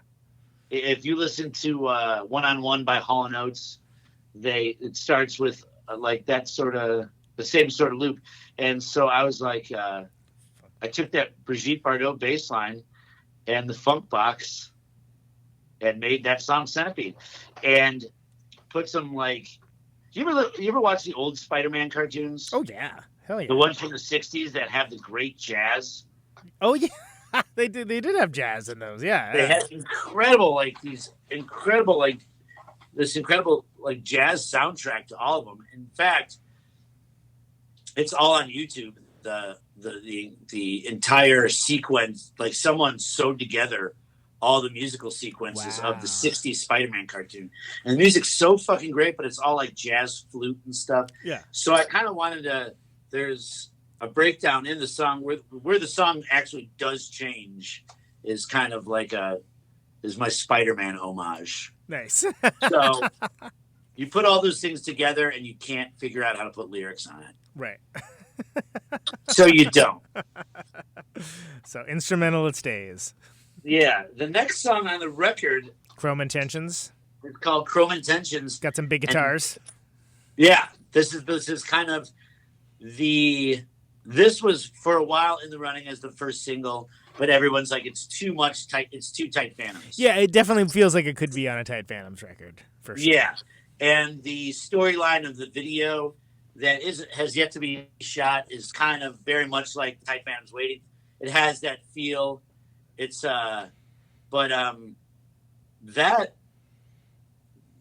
ever just plug into like a cheap amp and it sounds kind of bad, and you play some stupid Stooges riff on it, and you're like, great.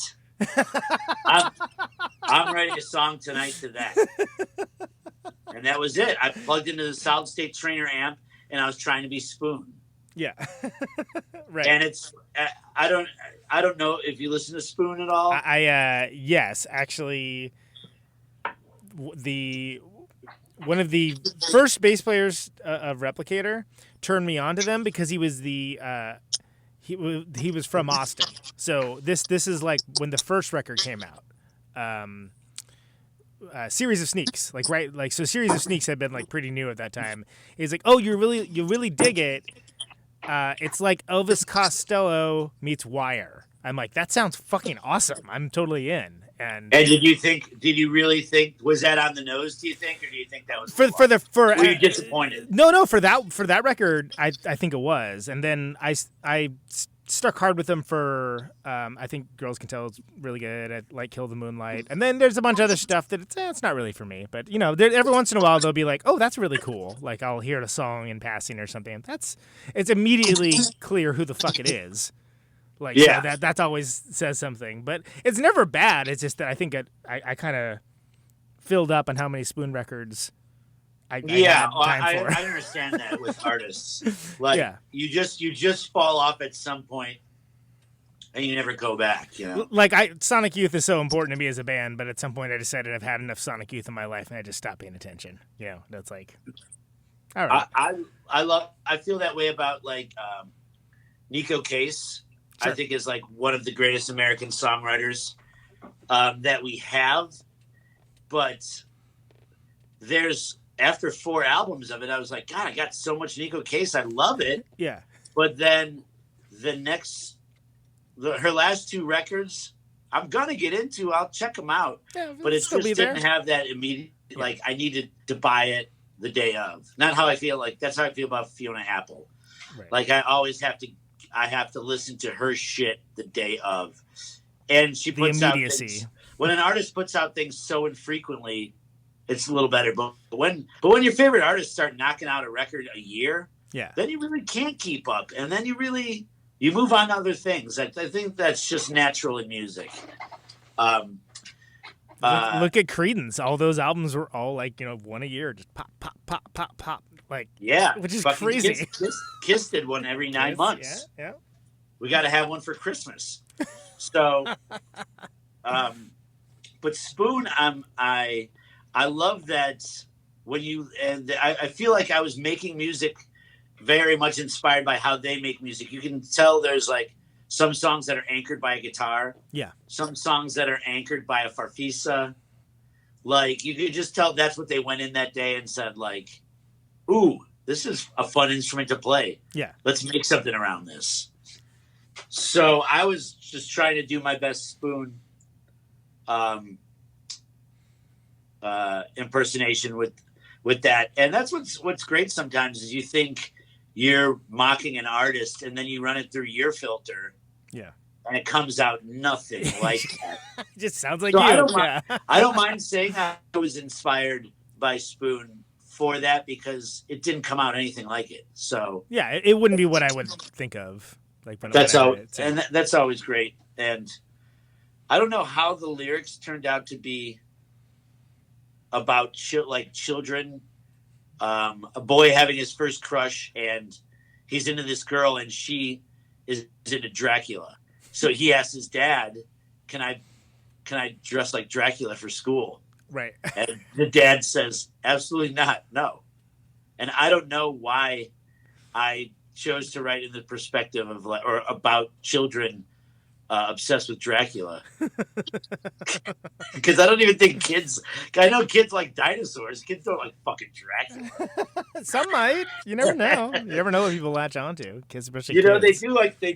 They are obsessed with Harry Potter. They go through their Harry Potter phase, and that's about the age of the kids in the song. Yeah. So maybe this kid was, or maybe this girl was just into she had cooler parents and she liked Dracula instead of Harry Potter. Yeah, and the Bela Lugosi instead. Why not? Yeah. Yeah. So the next song after that is called Tender Trap. And that's that's definitely the oldest song I had in the bunch. That was written right after Silk Prison. And it was intended for the next Tight Phantomz thing. And when Tight Phantomz started being less and less of my boutique project and more of a band again, I cherry picked that song to be on my Mike Less solo record. And the next the next records I'm putting out under Mike Less will feature songs I've written during this time that just didn't work out as that songs that are near and dear to me that aren't going to work out as Tight Phantomz songs are now going to start popping up on subsequent releases. So Tender Trap was written entirely with an omnichord. Oh, I love those. Yeah. That's my friend Jeff Byron from the Meishi and Turbo Lightning and Wavebreaker. He has like a massive collection of those, like more than anyone I've ever seen, which is to say more than one or zero. And they're such a weird, crazy ass, bizarre instrument. Tell him to sell one to Mike Lust because I fucking had to sell mine to. I think I had to sell mine to get Christmas gifts one year or pay bills. Wow. And now, that was back when I was like, fuck, don't sell an instrument you wrote a song with. Yeah. Let that be a lesson to you, everyone out there. Especially a song that's going to come out 10 years later and you're going to be like, fuck, I don't have the Omni. And now I can't afford a goddamn omnichord. Yeah, because people have discovered them now, yeah. They're like $500. Yeah, but they're all over Sharon Van Etten records. They're like $500 now. And good thing I'm a recording engineer and have the raw files to all my songs because I can just use those, I guess, if I have to play the song live. Yeah. But that was written with an omnichord, and it's kind of like just about like falling in love with your bartender, or or just that fleeting moment where you fall in love with your server at a cafe or a restaurant. Right. And you'll never see that person ever again. Yeah. But you'll but during that time period. But you'll keep going to sit at that same bar, yeah, and just get yourself annihilated and never really get up the nerve. And the next song is called Sunday Night Instrumental, and it's exactly what that is. Another song that I tried to fit lyrics on. Right. And it's kind of like I've always been a huge fan of that baritone guitar, like Desert Highway, Calexico, sort of, that Desert Highway guitar sound. Fender Twin baritone guitar. So I wanted to make a song like that.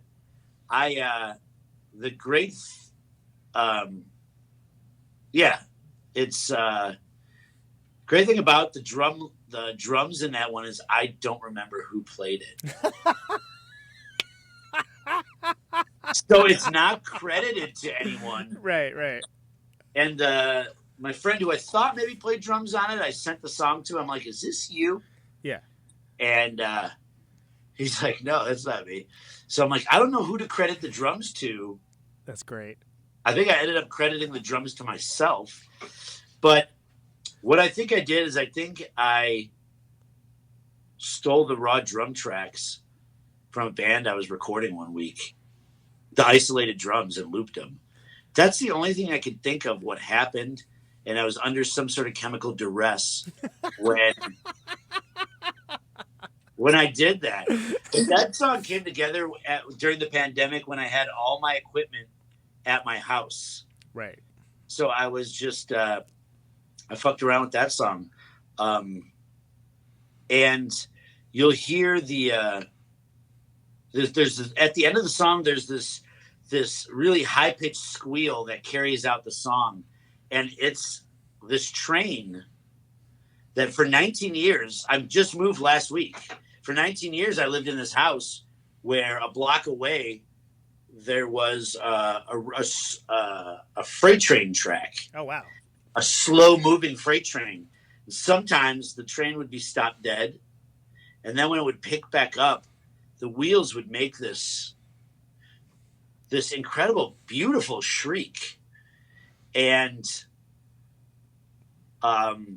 if I ask anyone in the neighborhood about that shriek, they're like, yeah, isn't that a great sound? You hear it in the middle of the night.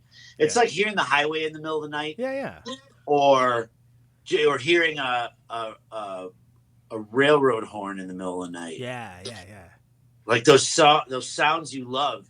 And if you live in Logan Square, Chicago, this squealing train wheel sound that's at the end of the song that goes into the last song on the album, you'll be, if you live in Chicago, you'll be like, I know that fucking sound. Right. Fuck you for putting it in literally fuck you for putting it in a song. I remember when I lived above a bar once, and in the morning when they do the beer bottle dump. Yeah. The dumpster. Yeah. And you'll lose, if you're the one dumping the bottles, you'll lose your hearing from that. Yeah, it's so loud. Yeah. But if you're sleeping in the bed 3 floors above it, yeah, you'll wake up. It's that jarring. But I remember Joan of Arc put that, Tim Kinsella put that on a song, or he put that on a Joan of Arc record, and I'm like, you fucker, because I was like, I wanted to be. It's like one of those things he beat me to. Yeah. You have that in the back of your mind as a thing to do. And... Yeah, and bartenders in Chicago who are also musicians, like Mike Less and Tim Kinsella, will try to work those sounds. Always try to be working those sounds onto your records. Yeah. That makes it interesting. Why not? Yeah. So then, the last song, all we could do. all we could do. And that's, I think this, when you put out a record, Conan, it's like, if someone were to ask you what your favorite song is, it changes all the time, So this currently is my favorite song on the record just because, I don't know. I just always liked it. It came together. The drum beat came together because my bandmate in Tight Phantomz is also in a band called Pinebender. Yeah, I've seen Pinebender. And he plays drums. Well, he's switched on and off, but when they do the original lineup of Pinebender, he's the drummer. So it's my musical partner, the Kid, Stephen the Kid Howard, and the Kid came to the studio to practice drums one night because they had a Pinebender show coming up, and he just hadn't been playing drums. And I had an SM57 or we had an SM58 hanging as a vocal mic in the room for the PA, and I just patched it into the computer and recorded him practicing drums. Oh, nice. So that's why the drums are so fucking lo-fi and crappy on that. Yeah. It's because it's one SM58 in a room, and he's not playing anything. He's just practicing. Yeah. And I recorded it and wrote the song around that. And wrote the song around it, and it came out really kind of lo-fi, kind of like an Alien Lane song. I was really inspired. There's this artist right now called Elvis Depressedly. I'm not familiar, but that's fantastic.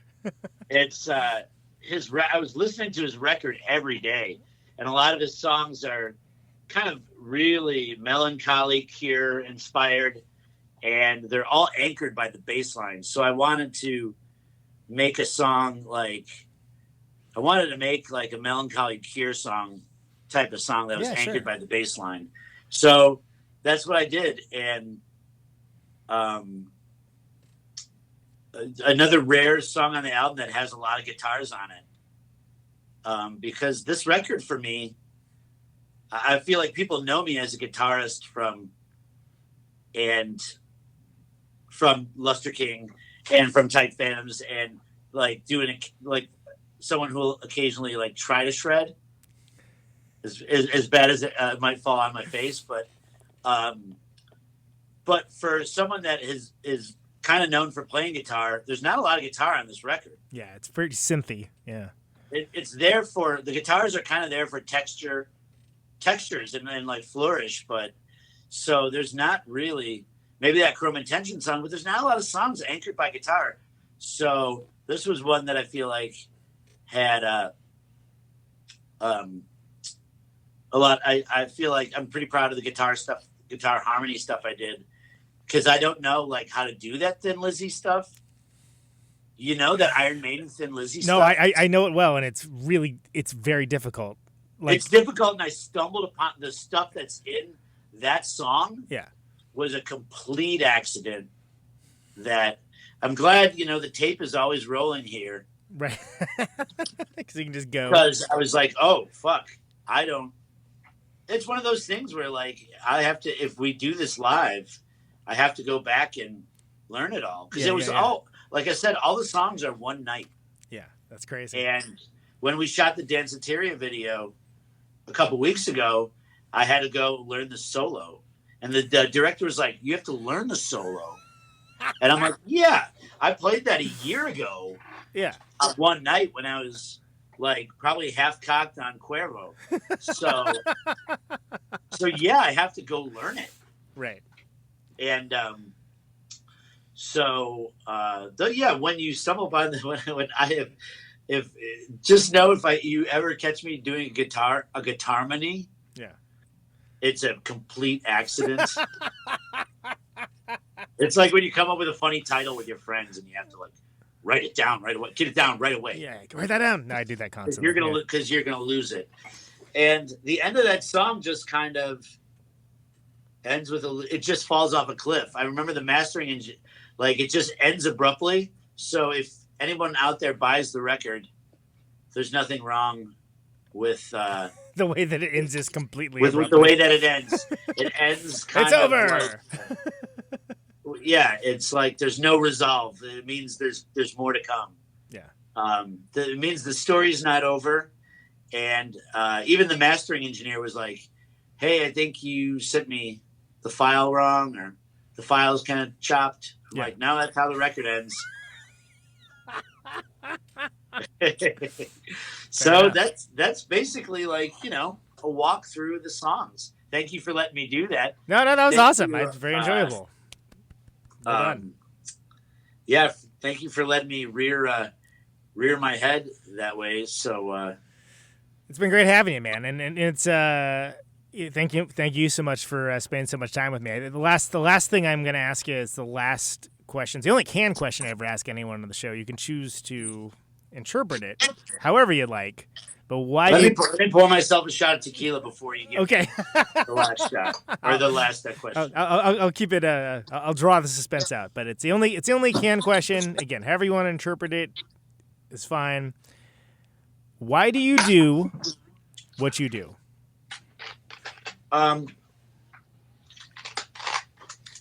That's a really good question. As I approach my mid-40s, I have to, and I insist on sometimes saving my studio, saving my instruments, before I lose anything I like.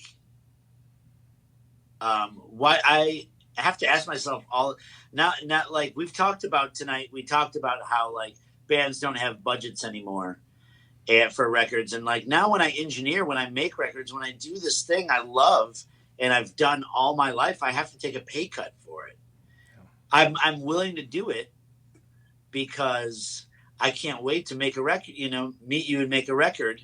But you don't get paid like you used to get paid for it. And so I have to have a side hustle like bartending and stuff like that. But so like I said, when you're in a broom closet eating a piece of pie that the bridesmaid snuck you, and you're listening to Don't Stop Believin', and you're like, I'm in my 40s, man. And I'm eating a piece of pie in a broom closet, and this motherfucker is bugging me about what time the session is starting tomorrow. And I'm like, what? And I shouldn't say this motherfucker because I love everyone I get to work with, but it's just like, you just get pounded in the head with life, and it's not always fun. And then, I'm like, why don't I just go off and get a corporate engineering job? Why don't I become a recording engineer for commercials? Or why don't I record books on tape? That seems to be a booming fucking industry. They need an engineer who can vocal coach people to record books on tape. Great. Done. Why do I insist on spending my Saturdays and Sundays and Mondays and evenings in rooms with punk rock bands, and then trying to make my own music that not a lot of people are going to hear? There's not enough interest to go tour it all the time. Why do I do what I do? Insanity, because I'm just wired to. I got a bug as a child, as a 3-year-old. My mother would, if my mom were around, she'd tell you before you could speak, you were into Kiss. And I was just so enamored with Kiss as a 3-year-old. I saw them on the Paul Lynde show, the Paul Lynde Halloween special on October 26, 1976. We all know that because we can go back on YouTube and see. I could see when the Paul Lynde Halloween special. Right. And my mom would recount how I would just stand, like when you're blocking the TV, you're a kid. And you're blocking the TV, and everyone's like, move, move, move, move, move, move. And I saw Kiss come on, and I just stood there. I probably had footy pajamas on. And from that moment, I just got the bug. I got enamored with Kiss. From Kiss, when I was 11 years old, I discovered Van Halen. And from Van Halen, I started getting into harder, heavier stuff. And Once I discovered Metallica, Conan, I didn't care about boys. I didn't care about girls. I didn't care about my parents. I didn't care about anything but Metallica for 4 years. I would play Nintendo with the sound off and listen to Injustice for All over and over and over and over. Like for 2 years, I played Nintendo with the sound off. I don't even play video games anymore, which is really funny. I would just play like Mario 1 and 2 and Paperboy. Oh, yeah. And just fucking listening to Injustice for All and Master of Puppets. And then I didn't have a lot of friends in high school, so I would like just fastidiously learn Injustice for All and Master of Puppets. I had the tab books. And I just like throughout every step of the way into like forming Lustre King and being like flamboyant and loud and like crazy on stage with that band. And, you know, doing the fucking guitar toss around, and then watching the crowd just go, like, when you do that, you're like, fuck yeah, I just did that. You're like, I remember trying that the first time and executed it and caught the guitar, and the crowd just went.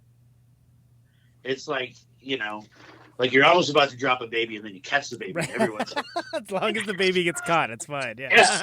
Everyone's just like, and that bug, it never left me. And a couple of years ago, we didn't play a rock show for like a year. Tight Phantomz didn't play for a year. It was just nice to have a breather. Yeah, I was just like, this is the first time in my life I've gone 9 months or 12 months without playing a rock show, without thinking, we got a show coming up in March. You know, like you've always got one in the frontal lobe of your mind that you have to think about. Yeah. There's always something.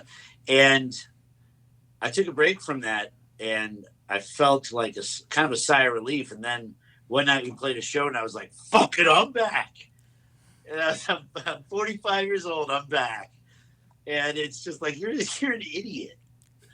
Why do you do this? It's exactly, why do I do this? Because I remember and I forget, and then I remember and then I forget, and then I get on stage and it's just like, God damn it, that was so much fun. You turn to your best friend and you're like, did you have fun? And they're like, yeah, that was fucking fun. And you turn the other and they're like, where you go? You're leaving now? But it's so much fun. And there's just these last Thursday when I released the first single, when I released Danceteria, the first single from this record, when I put out the video, and we were supposed to talk and my phone died. It died from like people all day just saying, dude, just saw the fucking video. Just saw the video. Love the fucking video. Love the song. And I was just on my phone all day, and I got stuck in a place where I just the phone was not going to work anymore. But it was like, God, that's what I do this for. I got to talk to people I love. Some people who reached out to me that day that I hadn't talked to for 15 years. Yesterday, I got a Instagram message from a kid that I haven't seen since we were like 12. Wow. And it's just like, he's like, I love your song. I played it. Me and my little girl are dancing to your song. And I'm like, oh, that's awesome. I don't even know this person's name. I mean, we knew each other when we were 12, but it's just like, thank you. I was like, thank you for telling me that. And you and I are used to being in bands that really have nothing to do with the mainstream, have nothing to do with any accolades or any fucking acknowledgement sometimes, or anything like that. And but then it comes in different forms. It's not like, we're not getting played on the radio. It comes in the simplest of forms, and I love that we've toiled in obscurity, because when something great does happen, it means the fucking world to you. when a Breaking Bad does happen, Yeah. it makes you cry. You know, and like when a kid that you haven't talked to since you're 12 years old reaches out to you and says, "We just watched your video and we love it." If he's sitting with his daughter, and like it makes you fucking cry. And it's just like, I think those little endorphin blasts, you know, those little shots in the arm are like, long answer, but why I do it. Beautiful, man. That's awesome. Yeah. It's great to talk to you, man. Yeah, thank you so much, Mike. This has really been great. fantastic to meet you. Yeah, likewise. I might be in Milwaukee in a week to do a photo session. Hit a brother up. If I'm not just rolling through for an afternoon, I'll hit you up. Sounds great. Yeah. Great to meet you, dude. You too. Take care, talk brother. soon. Sounds good. If I have a podcast, will you be on mine? Guaranteed. All right, buddy. All right. Take care, brother. Take care. Bye. There he goes. Mr. Mike Lust. What a cool guy. Hope you guys enjoyed that. Let's hear the single off the new record.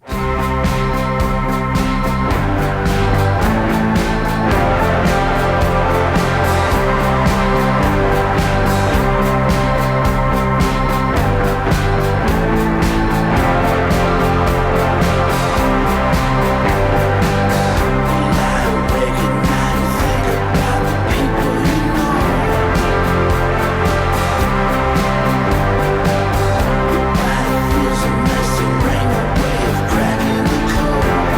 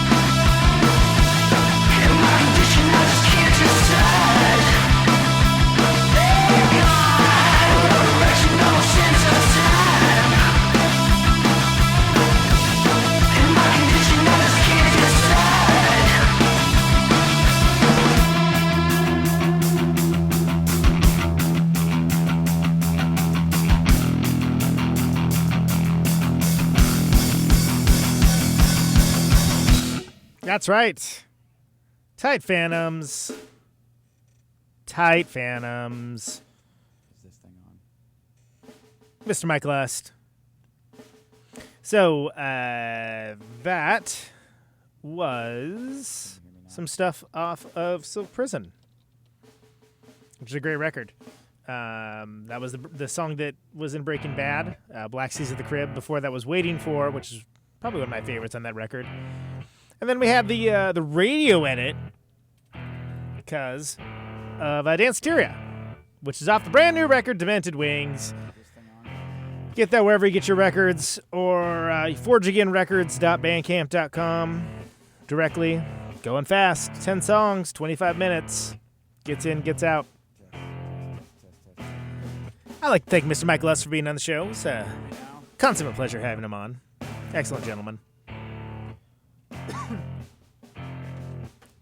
Name of the show is Conan Neutron's Protonic Reversal. Thank you very much for listening to it. The show airs on Radio Note. Usually Thursdays, 8 Eastern, 7 Central, 6 Mountain, 5 Pacific.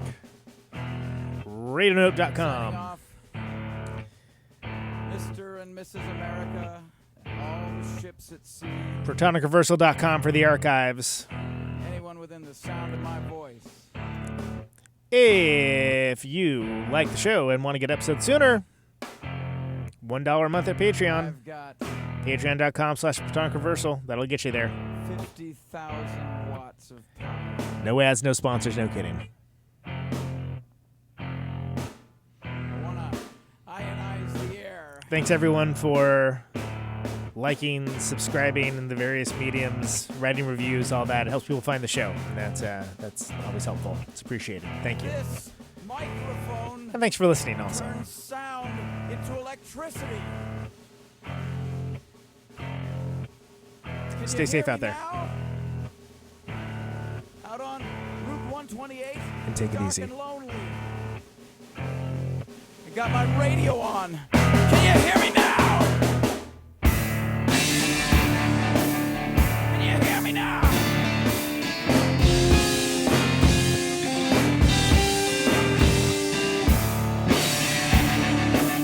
Can you hear me now?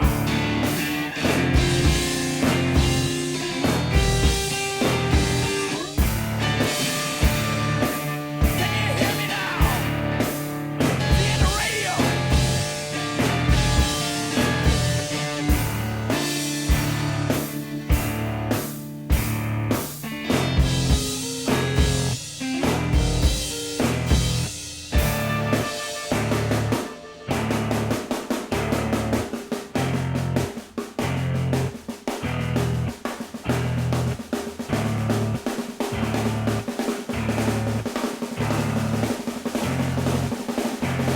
And that snare drum and that drum roll means we've got a winner.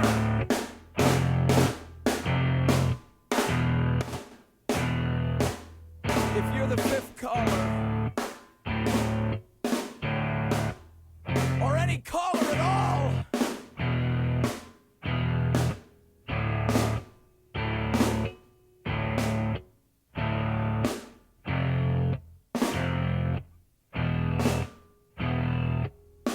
welcome to my top 10.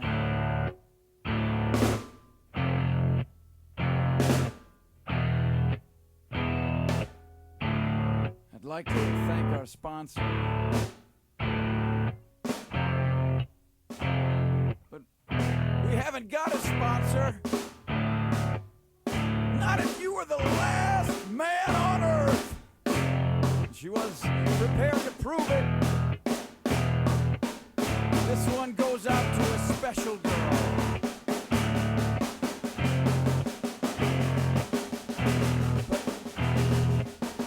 But there is no special girl.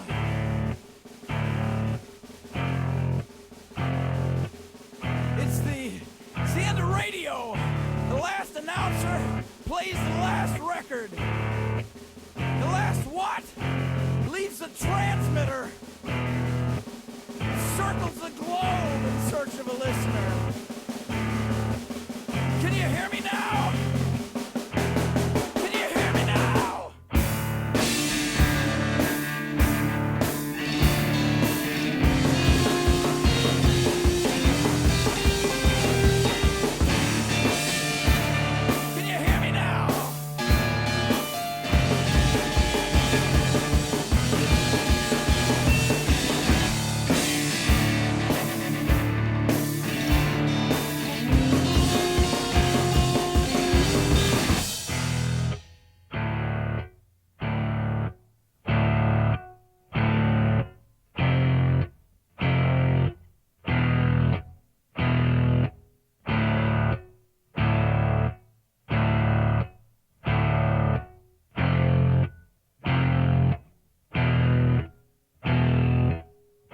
it really broadcasting if there's no one there to receive?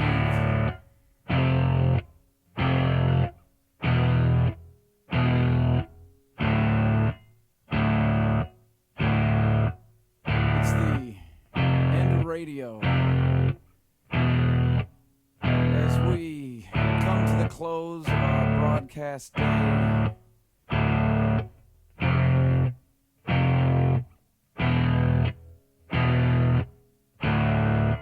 got my radio on.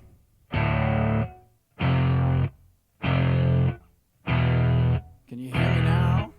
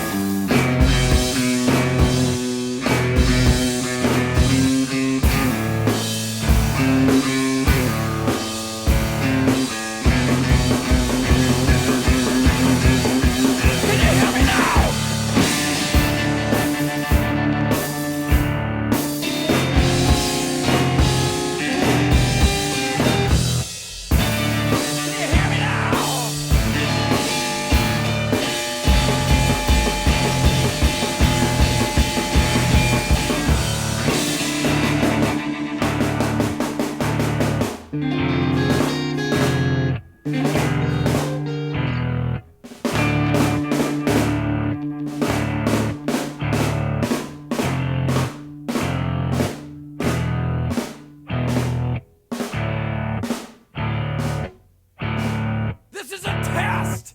If this had been a real emergency, hey! This is a real goddamn emergency!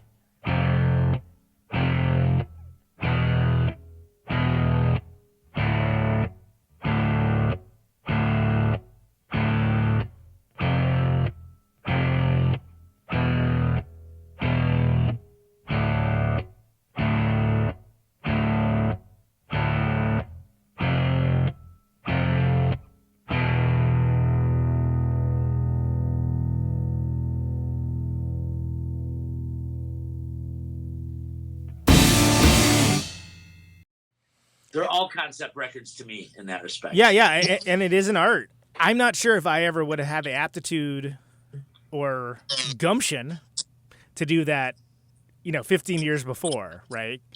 Because I would have been like, oh no, I can't do that. We can't lose the listener for a second. Whereas like, no, actually, hey dumbass, that actually makes for a cooler record. It makes it an easier thing to listen to. Well, when do you think you acquired that gumption? I mean, basically, all the great word by I love Thank you. gumption. I've been watching lots of westerns. And no offense, it just makes everyone kind of sound like a dope.